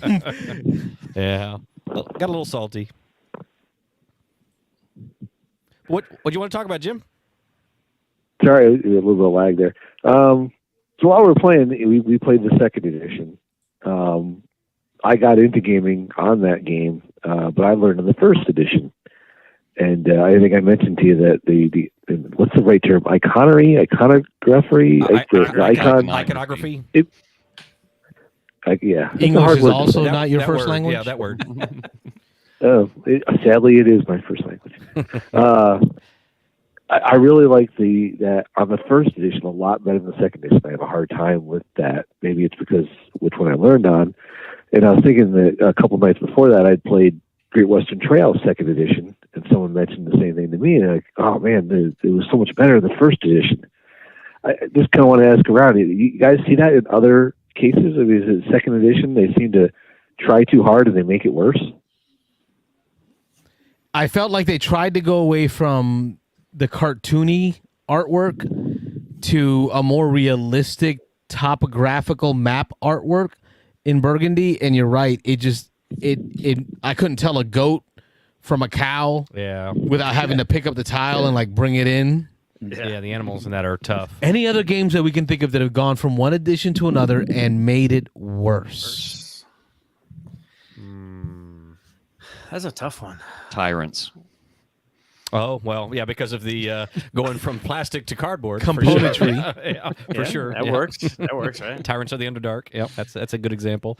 But as far as the iconography and the smoothness of the game, when they're trying to streamline something, they actually make it worse. I'm sure there's examples, but Rich Yossi calling out Libertalia, but I think wow, shots fired. I would not agree, but you would not agree. No, I agree with that. I think the gameplay is better I'm with Rich. in the new version, but gameplay is better. Mechanic. I think Z Garcia hit better. He's like, I really love the artwork of the old one, but gameplay and some of the things they did in the new one are better, and so they're both lesser in my mind, right?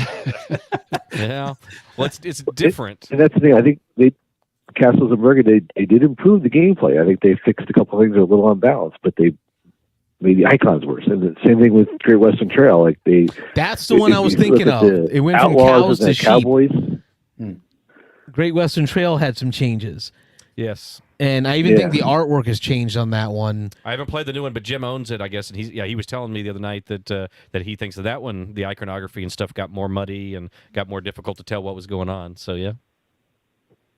Yeah. I think Rob would say Terraforming Mars to Ares Expedition was a transfer, not quite, second edition. I was not a big fan. But a continuation that did not improve. It's more of a component thing also, but the what's the picking marbles game? Potion Explosion. Potion Explosion. Oh, yeah. The original version had much better components. The cardboard, the dispenser, and they went to the plastic. The plastic one, but then now the newest version, the marbles. Are apparently all garbage. They're different sizes, and they're warped. And we've had some people in our Discord group complaining that they would love to find the older versions of the game. I've got that's more of a component thing than sort of iconography or rules. Yeah. But.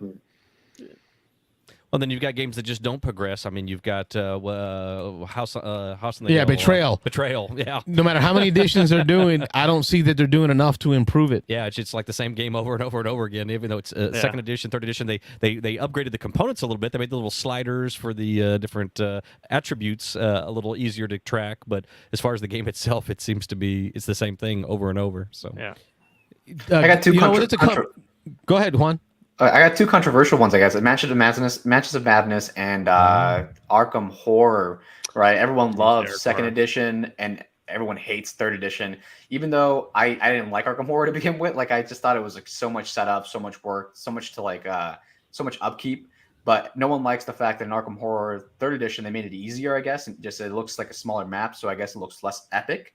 And they took off a lot of like the kind of exploration section of Arkham Horror second edition. I'm with you on that. I was going to mention Arkham Horror as one because we have the first and second edition. You know that newest edition. We're like, no, that's garbage. It went to these hexagonal tiles. Yeah, hexagonal. Oh, is that what they did with that game? Yeah. I didn't even know that they changed it that much. And try to abstract it more. It really took away from the game. Oh. And then Matches of Madness, I don't know if it's first to second or second to third, if there even is a third. But I know they ended up actually adding a app now. So if you're not someone who doesn't like app style games, I guess that's second edition. Yeah.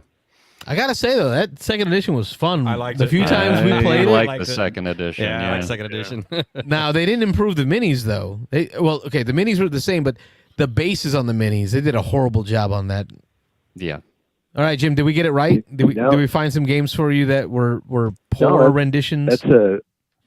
I got one more. Interesting now because I love Arkham Horror, but I've never played the second edition, so now I'm going to be like, I got to go find it.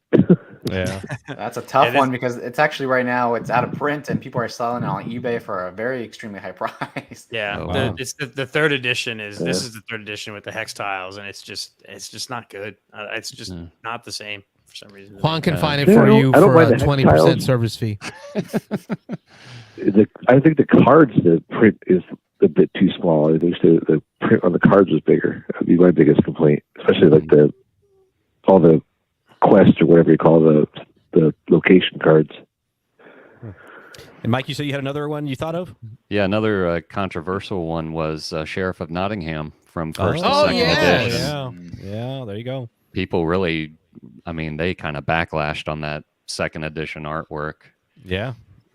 I forgot about that. I've got the original on that one too, so I'm going to hold on to that. Yep.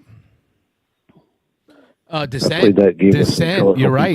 I don't think the edition mattered. Same line of thought. Oh yeah. Descent second edition. Just third. First and second had similar artwork. Right. But when Descent went to the third, well, they didn't call it totally third edition. Well, they called it Journeys in the Dark. There you go. Yeah, right. With the app system, they went through a whole different style of art, almost like a comic booky, cartoony art of their characters, and that was some backlash. Great topic, Odak. Thank you. I'm gonna have to welcome you to invite you to the show more often. Yeah. Not that you can't just call in every week. Yeah. More or less. When I get through with Nick is on the line. There you go. Yeah. Oh, there he is. I see him in the chat. He's waiting for me to get off. So. He must have just finished his axe throwing. Yeah. So. Yeah. Where did the guys go? They're getting more beer or something. Get ready for after. They're getting ready for after dark. Taking off Carlos the shirts. was trying to adjust, and he's dropped everything off his lap. So we got a laptop on the ground. It's hard to get my pants off, Rob. There we go. Now he's got us. It's after dark. He's getting too comfy on the couch here. Wow. That's the problem. Well, no, I've been struggling with this number one camera, trying to keep it from auto turning off. I didn't get the software uploaded right before the show, so I have to reach in and manually turn it back on. Every 15 minutes or whenever it turns off. It's just like Rob. You got to touch it every 15 minutes. After dark, I was going to go somewhere else with that, but no. All right. Yeah. Odak, the show is back to you. Anything else? The only thing I was mentioning is we finished the night playing Mosaic. I really like that game. That was fun. And I see it's going to be a hot game at Escape Winter, so if you need to find me, that's probably where I'll be. Yeah, that's a really good game. That wasn't... No, you've played that a couple times now. That's right. We played with you a couple times, so yeah, good game. That's my third playing. Yeah. Yeah, I'm really liking that. I'm liking the snappy turns in that, and I'm finding I'm liking that more and more in games, even in heavier games and more. I know we've talked about this a lot in the past, but games that are multiplayer solo where you're doing your own thing. That's not what Mosaic is, but I find I'm liking that, and that's attracting me to more games when you have these quick turns and you can play with 4 or 5 people, but it's one action, and you're going around the table just one thing, and by the time you've kind of forgot about what your last turn was, and you start thinking about your next turn, it's your turn again. And so I'm really liking that. I'm finding a lot of games are doing that. It seems to be one of the hot fads right now, is these quicks. I'm trying to think. Tom called it some QSTs or something. Quick simple decisions, quick simple turns. Yeah, something like that. He gave us some kind of acronym on Dice. It's from Jeff Engelstein. Oh, is that what it was? Yeah, okay. It was from one of his game tech things. He still does those game tech emails. If you're on you can sign up for his email group. But yeah, I'm liking that a lot, and Mosaic's got that. It does. One of you talk about that mechanism I like is I know there's a couple of games like that, but the Great Wall has that where even though it's someone else's turn, you're still doing stuff. Yeah. I like that mechanism because you don't get that downtime, boredom of waiting between turns. Yeah. Good stuff. All right, gentlemen. Have a wonderful night. I'll clear the line so Nick is a free. Let Nick get his chat in if he's trying to call us after axe throwing here. But we appreciate you calling as always, and don't be a stranger. We'll talk to you probably next week.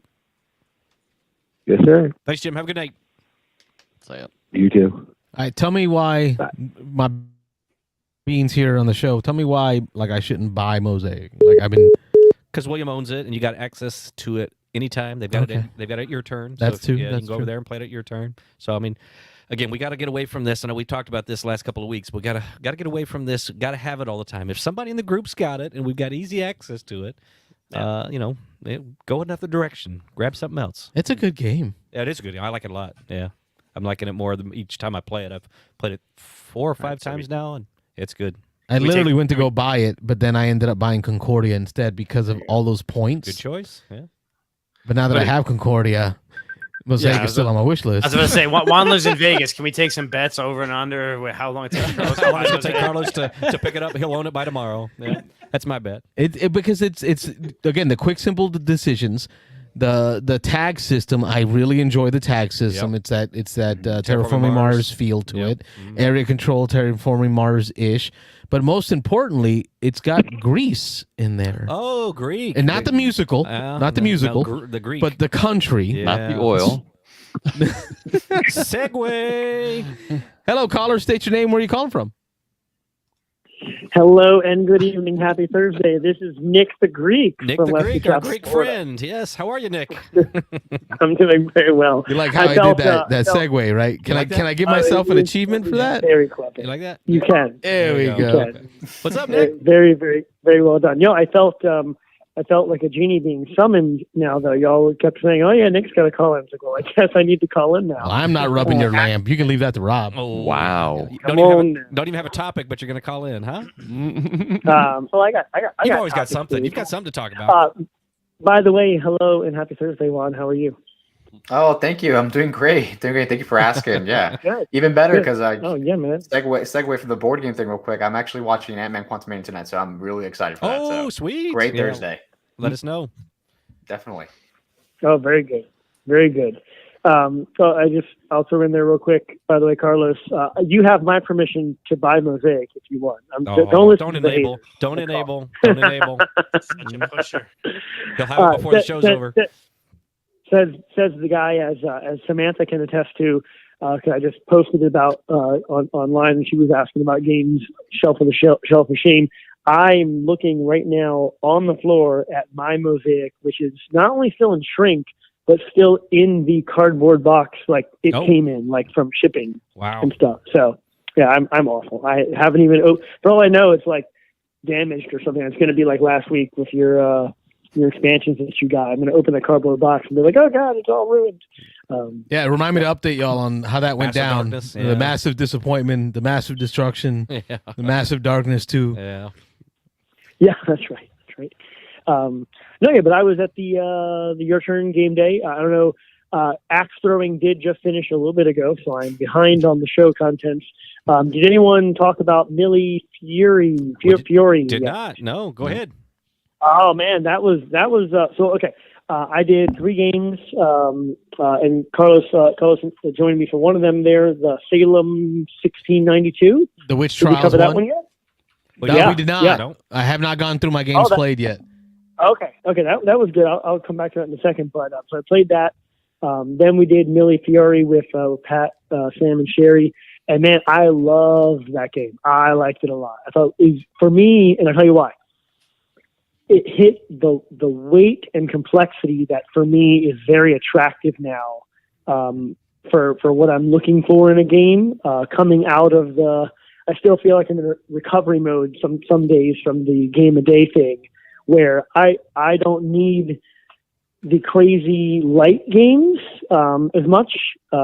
We did a lot of those last year, and I also don't need the crazy heavy stuff because we tried to offset it. But that middle weight thing, when you set it up, teach it quickly, just have simple fun on your turn. Every turn is like, okay, there's way to get points and way to do something fun now. I just thought it was a great game. A lot of fun in the drafting mechanism and going after points and getting some combos going and stuff like that. So I don't know if you have it on the screen there, but yeah, I'm working on it up now. I'm trying to help him spell Milliefiori. I think it was great. We found it, but yeah, the big criticism on this one is that it needs some kind of 2-player modification because I'm hearing that it's awful. I have not played it yet. I've watched a whole playthrough online, and I think I'm really going to dig it when I play it. But this is a game that needs at least 3, ideally, I think 4 players. They say the 2-player, it's just kind of back and forth, and it ends up a runaway. Somebody ends up getting a lead, and you just can't ever track them down. So they've talked about that. I guess there's been some online talk where if you just take one of the sections of the board away, that helps tighten it up. It makes it a better 2-player game. But if you did that, they couldn't sell you the expansion with the smaller board. Yeah, there you go. They're gonna do a 2-player board eventually. But yeah, but this game's. I agree that just from what I've seen of it, this looks like a game I'm really gonna like. Does anybody have a theme on this thing yet? Anybody gleaned what the theme is? I was gonna say the theme is completely irrelevant, which normally for me does detract. I like a good theme, but because this game is entirely drafting icons. That's what you're doing. You're drafting icons. Like, give me my set of 3 cards. I'm going to look at them and see what color the cards are and what icons they have. That's what we're doing. I mean, there's some kind of theme is I guess you're developing different areas of the region of the world that you're in. You have to explore or go and like get resources, get things to turn into art, and then also find food. I don't know. I played the game and don't know exactly. Don't know what we're doing. I do that all the time, so don't feel bad. Yeah. Yeah. No, that was your attempt to explain theme, and that's my response. My explanation is the theme is completely bolted on and relevant. And so there you go. That's having played it and loved it. The theme is drafting icons. that's the theme. Okay. But it's fun for what it is. It's a cute little puzzle. And again, the weight, we played it, we had fun. At no point was it slow or overstaying its welcome or not fun. Which is great. So good points. A lot of good times. And then we did get to. I was part of the Shadows over Camelot. So it's actually kind of funny.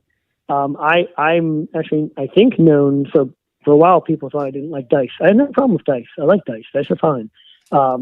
Social deduction games, though. Social deduction games are the one that I will actually shy away from sometimes. I don't like the whodunit. I don't like getting mad at my friends at the table. I don't like having to lie at them or figure out if they're lying to me.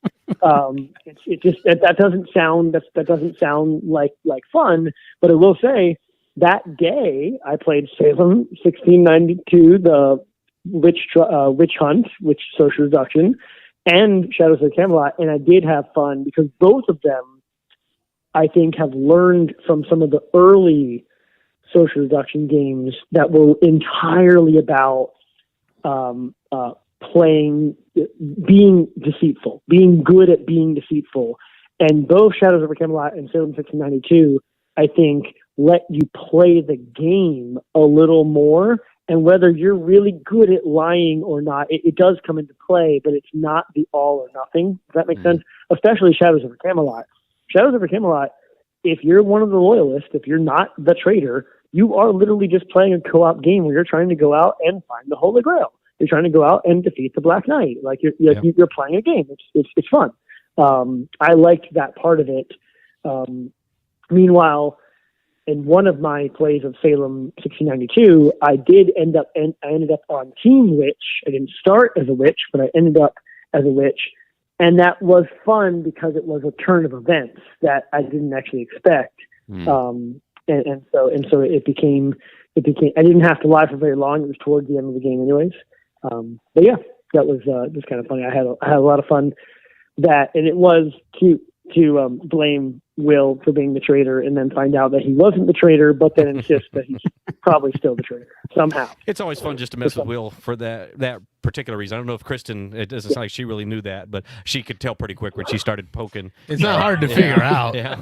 You just look at the guy sideways. Get him all riled up. So yeah, he always makes that fun. So, and that was, I was going to mention, so Will asked me, he kept asking me afterwards. He's like, you vocally don't like social deduction. How did you like that game? You couldn't like that game. He was telling me I couldn't like the game after we were done.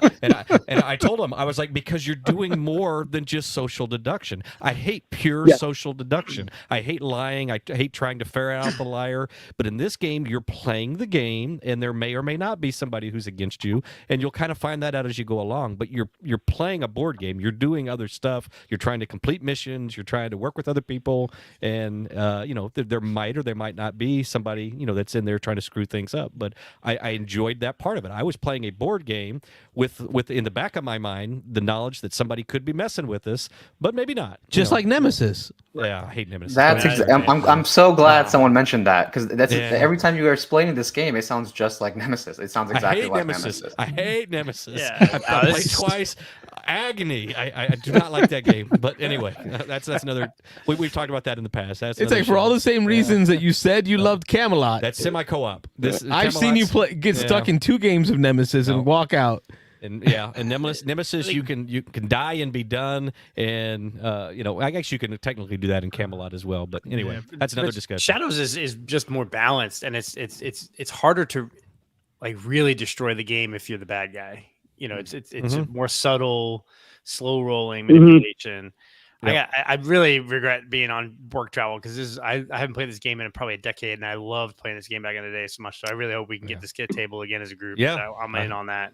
Now that we got somebody in the group that owns it, we can put together another game. I'm looking forward to playing again. Hey Nick, if you had a rankings board behind you, similar to the rankings board that we do here, as on the Beans and Dice channel, patented English is not my first language, trademarked ranking boards. Where would you put Camelot? Would it make it to your top 20 played in 2023? Would it make it my top 20 in 2023? Yes, because I probably have to admit that I'm he's right played around 12 games this year. Games. Yeah. yeah, I really did. I will say that with the group that we played with, so this is another nice thing, is what a great community we have, what a great group we have. I very much enjoyed being at a big table there. We had, what would we have, six of us? Seven. Yeah.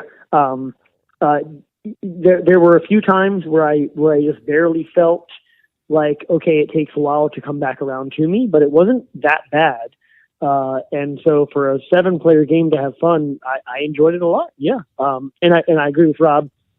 He agreed with me. I said it first that you're able to check out of the social deduction to a certain extent and just play the board game, play the co-op board game. It was good. So I would definitely put it in my top 10, given that I think, Michael, you're right. I'm probably around 12 plays. So. Well, okay, I guess game of day is over. Yeah. Yeah. Oh my God. Yeah. And thank goodness, because that was hard to maintain. In fact, it's funny, being on not doing game a day feels like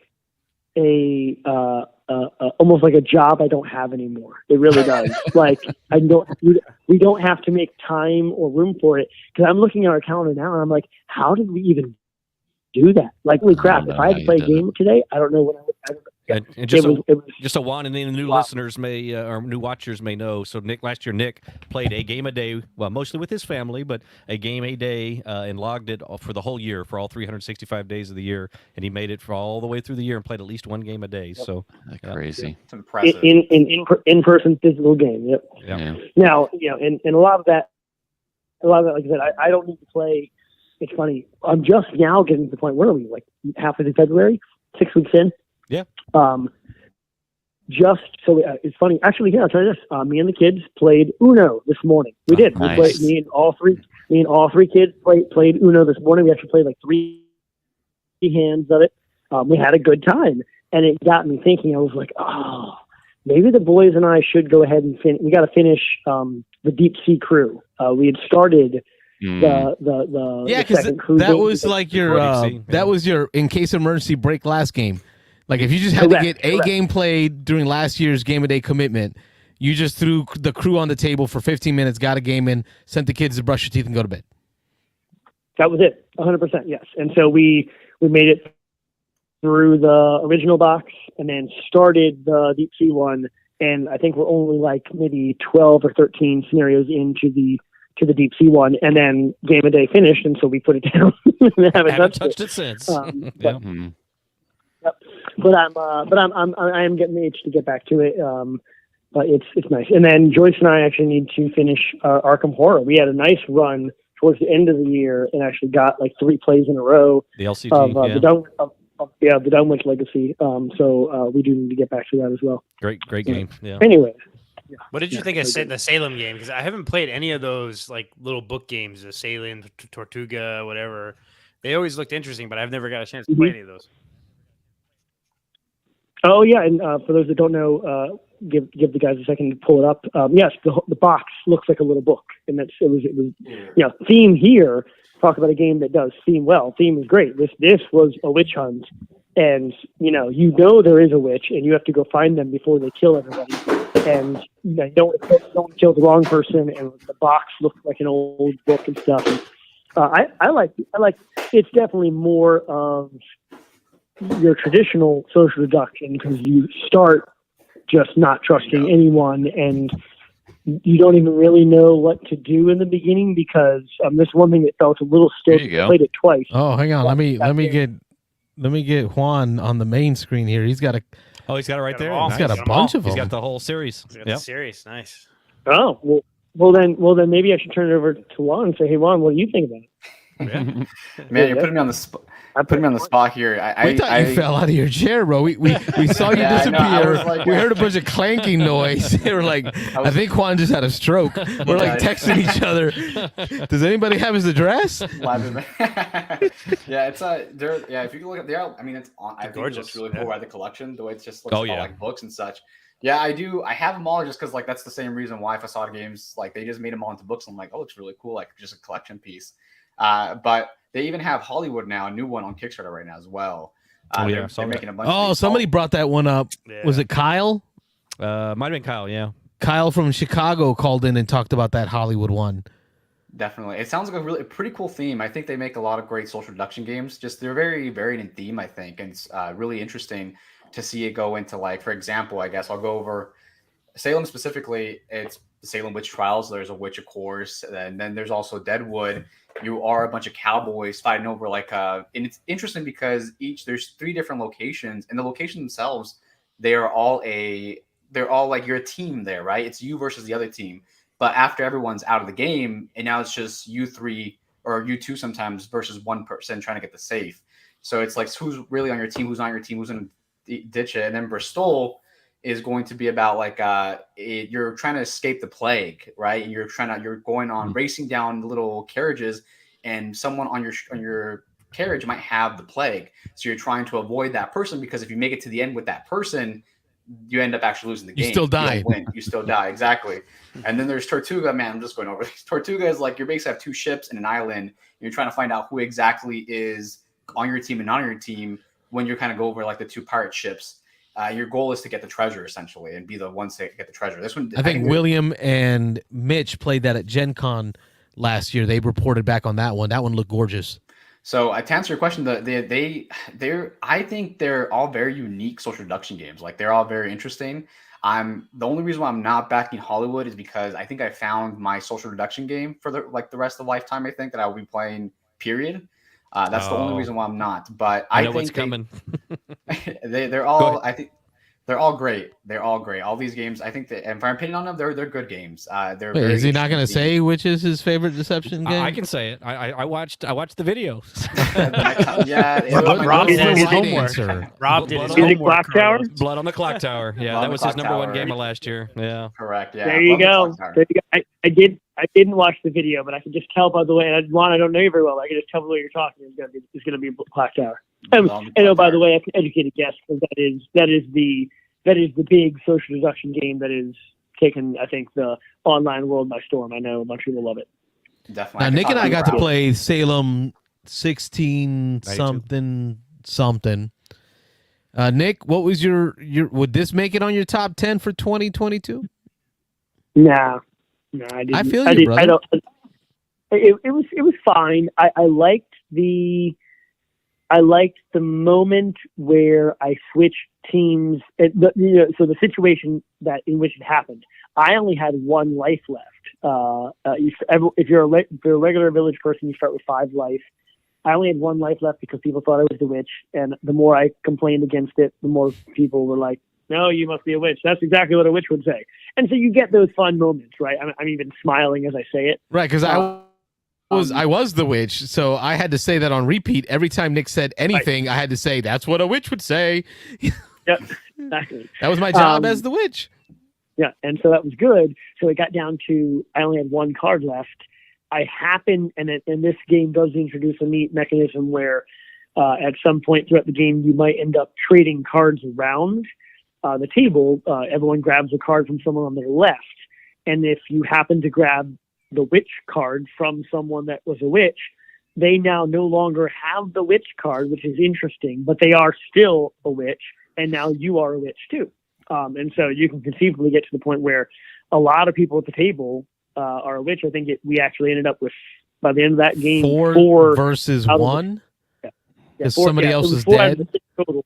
Someone else was dead. Yeah, one of the witches was dead. One of the civilians was dead, and then there was only one living village person and 3 witches left. But then the way that happened was, so now I take Carlos's witch card, and that replaces my only card. So when the switch happens again, and that was Samantha, a 20% chance of you picking the card that had the witch on it from my hand. All the other ones did not say witch. It was just you happen to just randomly grab that card, and I'm like, crap, he's gonna out me. Like he now knows I'm the witch, but then it hit me. Wait a minute, this means he's a witch. He's a witch too now. So we're like little witchy friends. Like, you're the Sabrina, and I'm the cat. Teenage witch, Robert. Oh, okay. and then like the next transfer happened not that long after, and because that was my only card, Samantha sitting to my right had to take it, and Carlos knew that. So now Carlos knows that Samantha took my witch card. I obviously know, and now our whole side of the table all just looking at each other like, all right, we got this. Like apparently it's 3 versus 1. Yay, And then the game was over somewhat quickly, because then it was kind of neat, because then with 3 of us all conspiring into Patrick had no chance. Yeah, Santa Claus was getting murderized. It was just done. But so it was, that moment was fun. The 1-2, like all this, it went from I don't know what's going on. This is weird. My wife was my witch partner, and she ended up getting killed. So I was alone. And it went from me feeling outnumbered and outclassed to suddenly the whole table's mine. And it really was so fast that I could not say it was a happy moment in the game for me. I can't say that, because I felt like it put the game on easy mode. Like, okay, I'm going to win.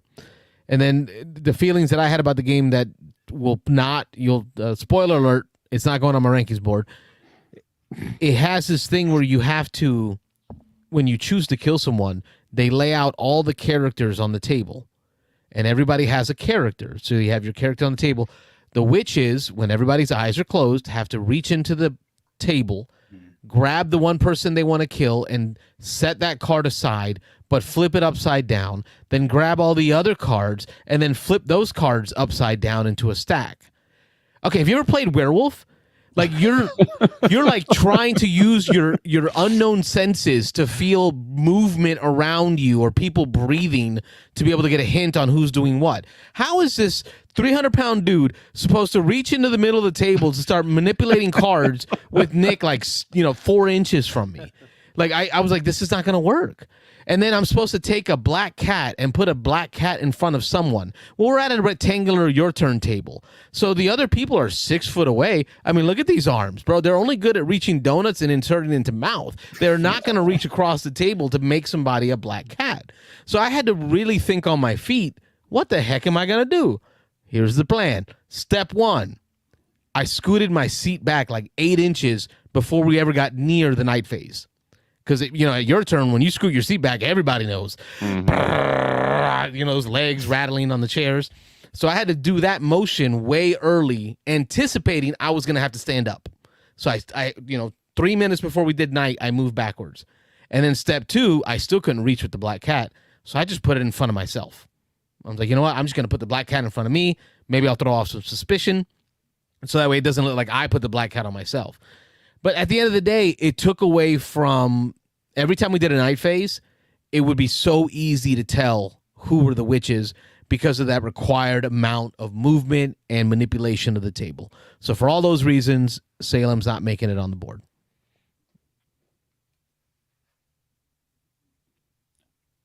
And that's that. Sounds good.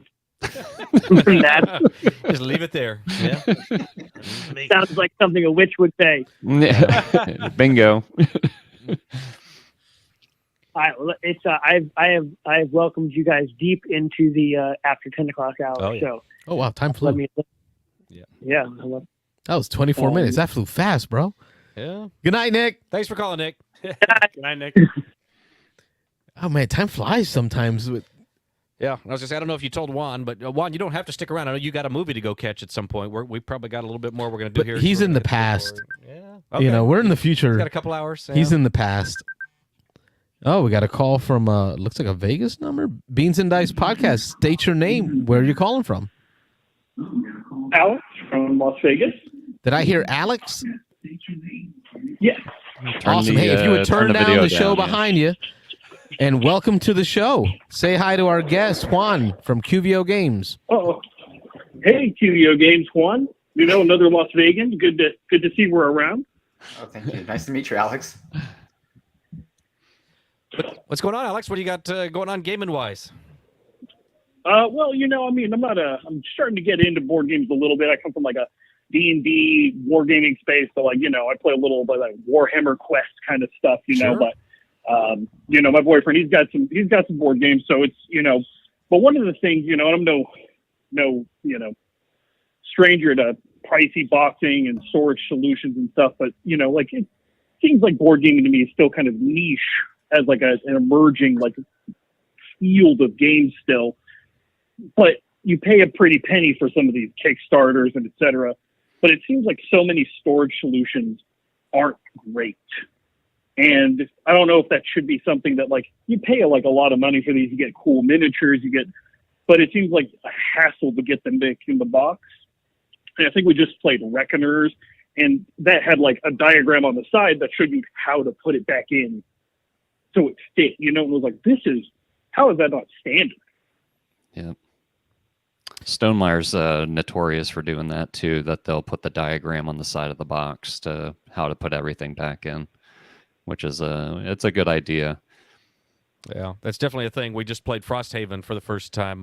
Nick and I and Joe played last Wednesday. So a huge game, big box, but just a whole lot of content in that box. But it comes with a whole. It was a 4-page, before you play. It's an instruction manual on how to put it away. So yeah, come on, children. First 3 pages were how to punch and organize everything. But the 4th page was a whole page dedicated to. It showed a diagram of how everything goes back in the box. There was some text there explaining. Do this, stack this way, put this that way. And even following that, I still had a teeny bit of lid lift. I couldn't quite squish that box all the way down once I got all the tiles. Now, Robert, if that lid lift lasts for more than 4 hours, you need to seek immediate medical attention. Consult your physician. Yeah, okay. Absolutely. But but that's definitely a Sorry, thing. So, Alex.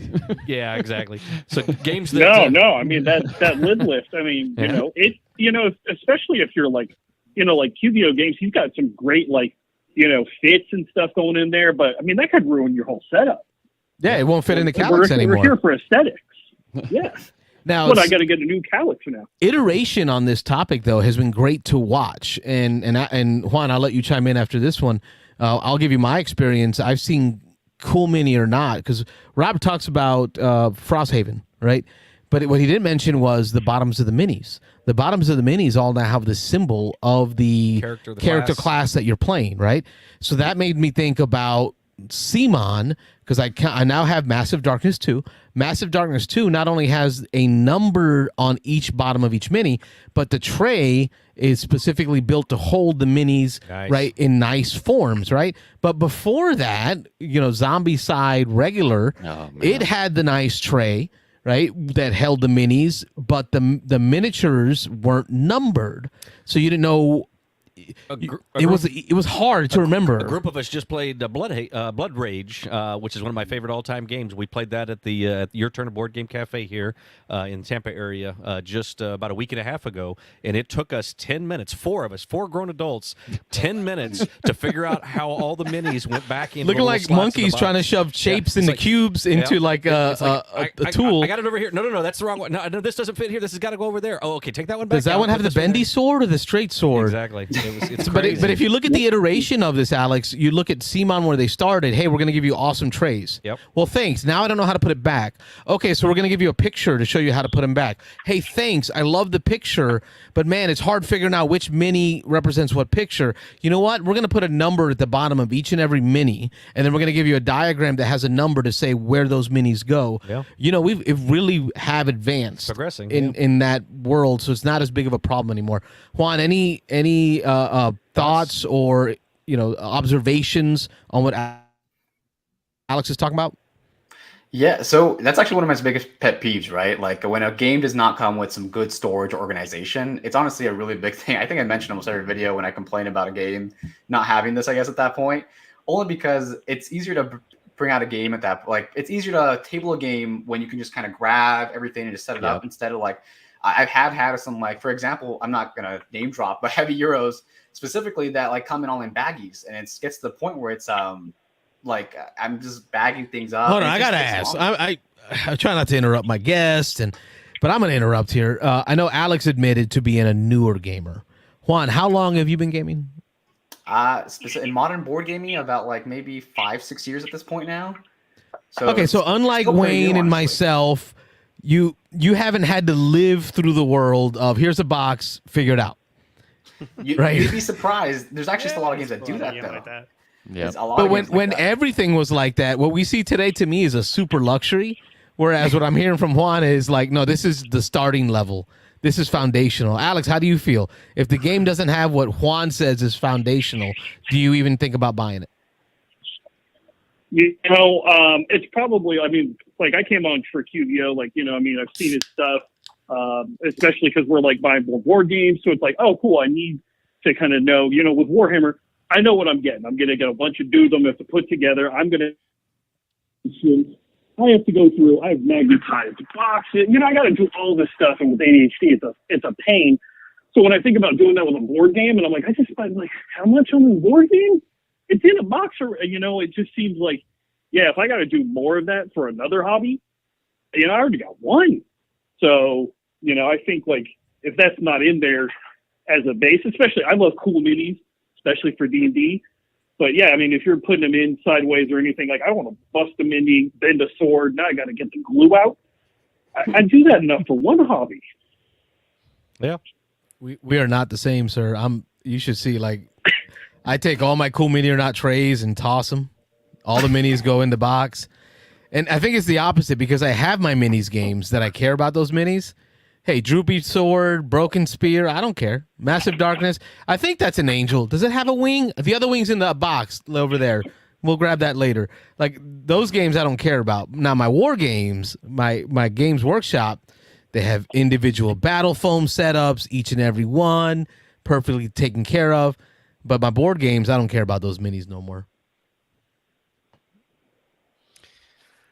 I don't even use the minis in something like Mansions of Madness. I minis are in a completely different box. I just use I'm with you, Wayne. Just use the little token.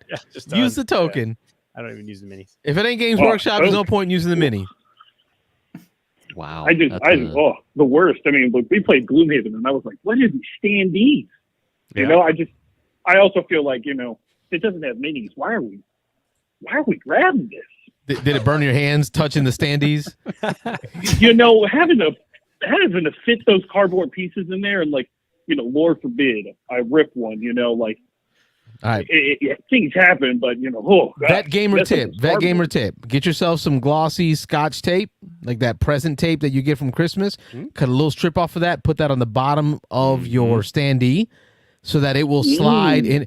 It almost lubricates the insert motion. So it goes in easy. Stop it.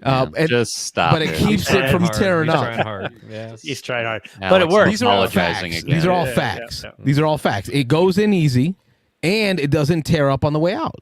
Yep. Agreed. Yep. Pro tip, nerds, lube up. There you go. T-shirt. Oh, and there is a trend in games now to do acrylic standees, because the acrylic standees are considerably cheaper than full plastic minis.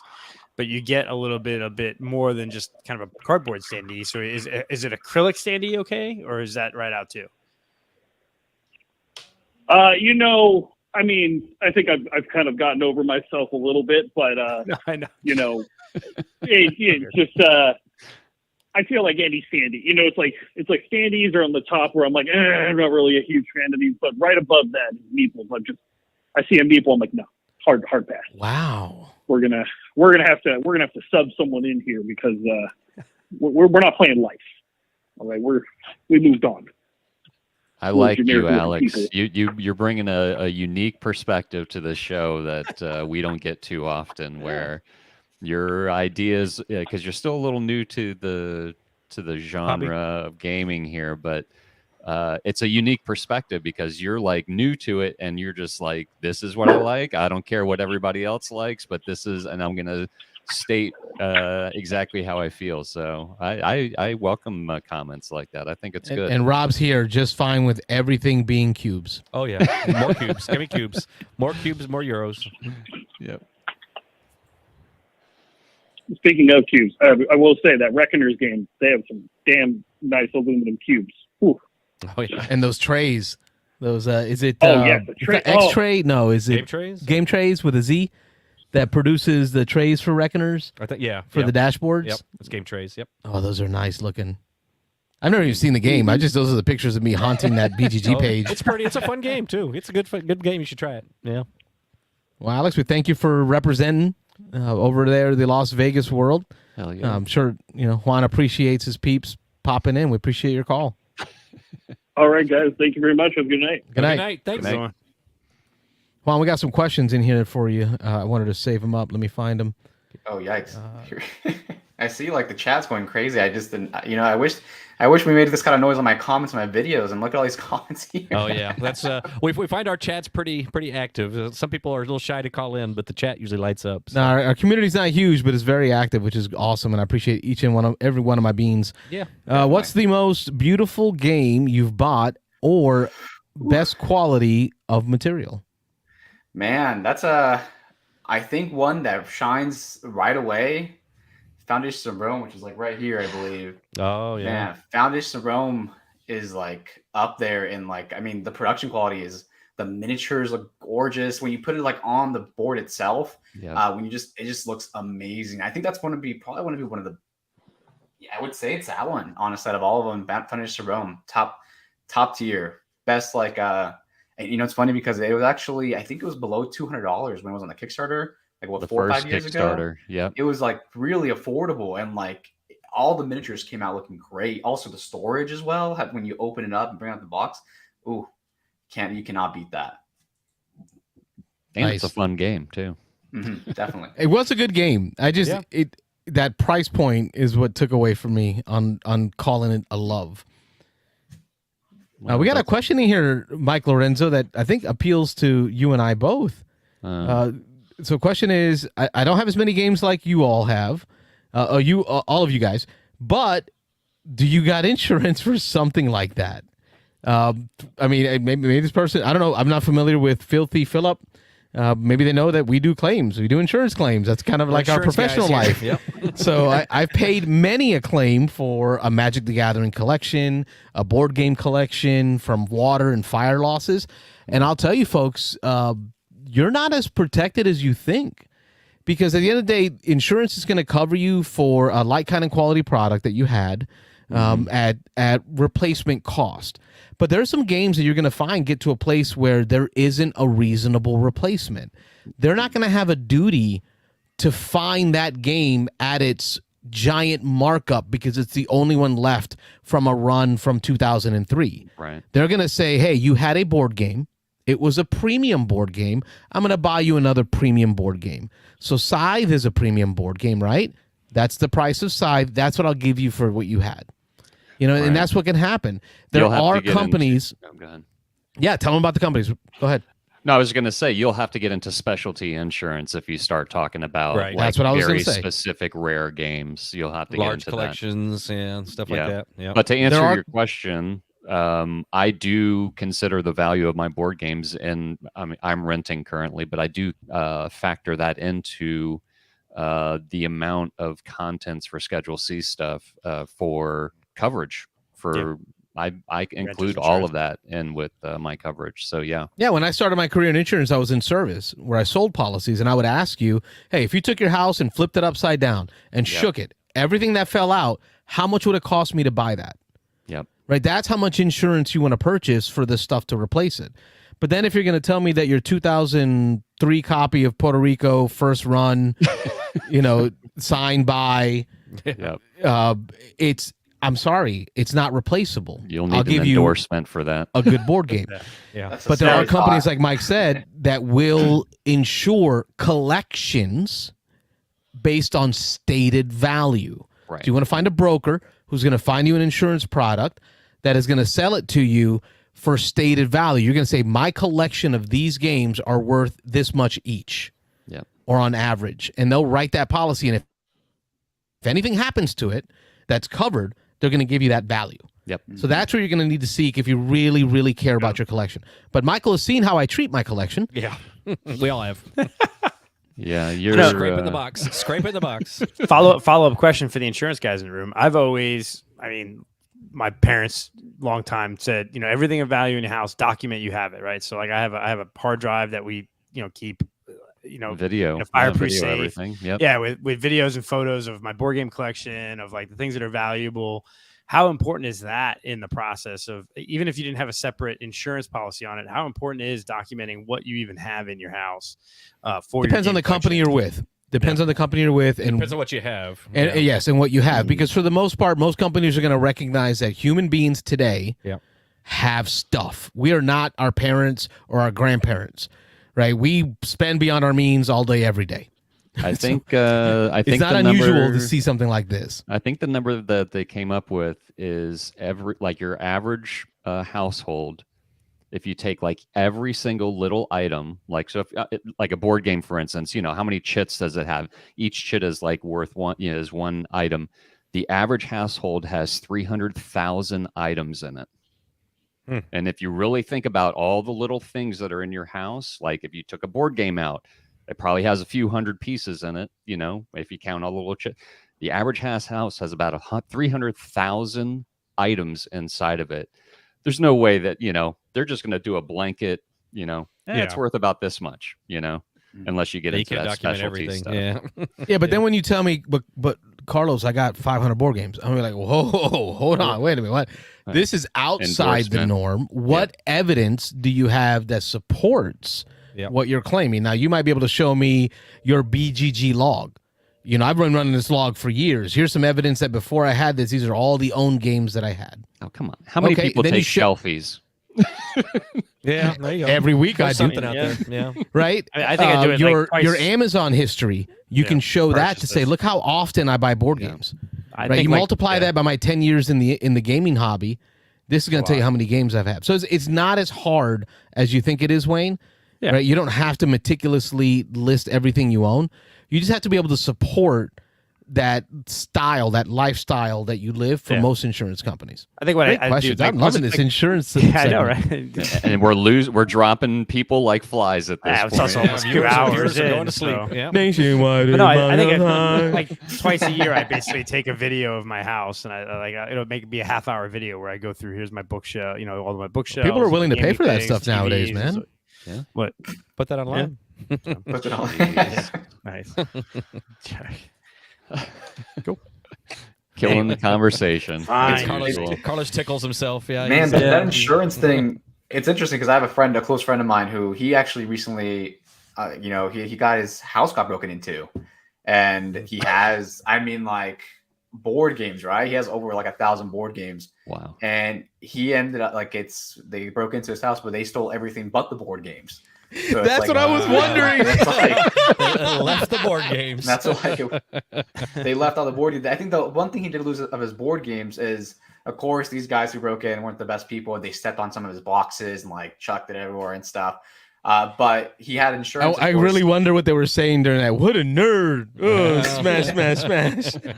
And one thing they did take was a suit. He holds his Marvel Champion stuff in a silver suitcase, right? And he had all of his cards lined up in this nice suitcase, and they took that. They out of all of his board games, the only thing they took was his silver suitcase, all his Marvel Champions. Probably looked like a gun case. Yeah, they didn't know what was in there, so they probably like a gun case. That's the first thing they look for. Collectible card, collectible baseball cards, something like that, right? Like stuff something like a valuable, a collectible card game, or a card or something like that around those lines. That's what I thought they would have thought it was. But that's the only thing they took, and they left all of his board games. But they took his TV, they took his what didn't they take? Over $10,000 worth of stuff. Wow. That's actually Hydra Cash and books and board games. Yeah, honest Hydra, they didn't take his engagement ring, and it's because he hid it in what board game was that he hid his engagement ring in? It was I think it was his Massive Darkness 1 box that he hid his engagement ring in. That's hilarious. So his girlfriend Nobody would would never touch find that now that and nobody Massive Darkness 2 is out. Nobody would ever touch Massive Darkness 1. Everybody knows that. I was Still always a sad told. story, I was going to say, I was always told hide your valuables in your dirty clothes because nobody ever goes through that. Yeah. That's a great segment. Good I tip. had fun Good that tip. segment. Yeah, that was a great segment.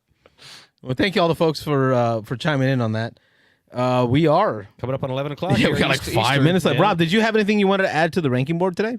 Okay, we have time. No, I think we need to make the next episode. We need to like dedicate time to it. Maybe we need to just do that. I still want to get some more plays of Concordia in. Yeah, for sure. Smartphone Inc. I want to get it up on the board. Yep. I think it's going to go pretty high. Yep. Just saying. But I want to wait till the 2-player board comes in. I'm gonna get Shadows up there. I played 4 or 5 games that I actually want to get up, and I played this last week. I've played the Guild of Merchant Explorers about 4 or 5 times, and so there'll be movement. Play that game. I want to adjust that on the board, so we'll do that next week. All right, we'll dedicate next week. We had a guest this week, so it allowed us to have a lot more conversation, get us to that 10 o'clock or 11 o'clock hour. Before we log out, let's not forget. Let's let Juan promote his stuff. I know you've got multiple channels there. You've got He's got the Twitter. He's got Twitter. All the things. I'm old. Rob's so All the old. internet. I'm old. No. Yeah. He's on the Googles. You got all those kid things. The face plants and stuff. But go ahead, promote what you do. Oh yeah, of course. Yeah, so we have the YouTube channel which promotes long form content, of course. Games coming to retail. TikTok is for everyone who's trying to just get that board game fix of a meme video or some laughs is what I do on TikTok. Instagram is similar to that, just post on Reels, and Twitter is just me ranting about the next game or something that I really enjoy. Honestly, that's basically the big one is games coming to retail. Make sure to support your publishers, right? Buy your retail games, buy all those games coming out. Kickstarter, nothing wrong with Kickstarter, but consider retail so we can start getting that money straight into the pockets of the publisher, and we can get more games coming out to our hobby, growing that space. And what's the official name of the YouTube channel? QVO Games. QVO Games, right there, as we have it on QVO the banner. So Definitely. yeah, check out what Juan does. It's a real service. As Carlos stated earlier, I don't know that anybody else is doing a weekly coming to retail section. Like Wayne said earlier, everybody wants to do the Kickstarter. Everybody wants to do all the big glamorous, shiny stuff that's coming 4 or 5 years down the road. You order it today, you never know when you're going to get it. But I haven't really seen anybody doing a coming to retail, like Carlos said, things you can get your hands on in the coming week, and just the new hotness there that you can go to your local friendly game shop and pick stuff up. So Juan's really doing a service for the community there. So I say everybody should check it out. Again, he's got a couple other segments he does on there with some know before you go ideas on games that you might want to pick up, and then just more on the personal side, the stuff that's coming into and going out of his collection. It's neat to check that stuff out as well. So sweet. Definitely, thank you. I can count on Rich to really come up with some good stuff here. So Rich, Juan, I see on the chats. that's a T-shirt right there, bro. Definitely is. QVO. I like it. There you go. Yep. He actually almost spelled my last name there at that point. He's really close. Which I believe is where you derived the acronym from. I think when we chatted offline before. Correct. Yeah. So it's my last name is with accent, Quevedo, right? So Quevedo. So it's the Q, the V, and the O, all like. And he almost had it. If he just didn't think of Do, he would have probably would have been really surprised.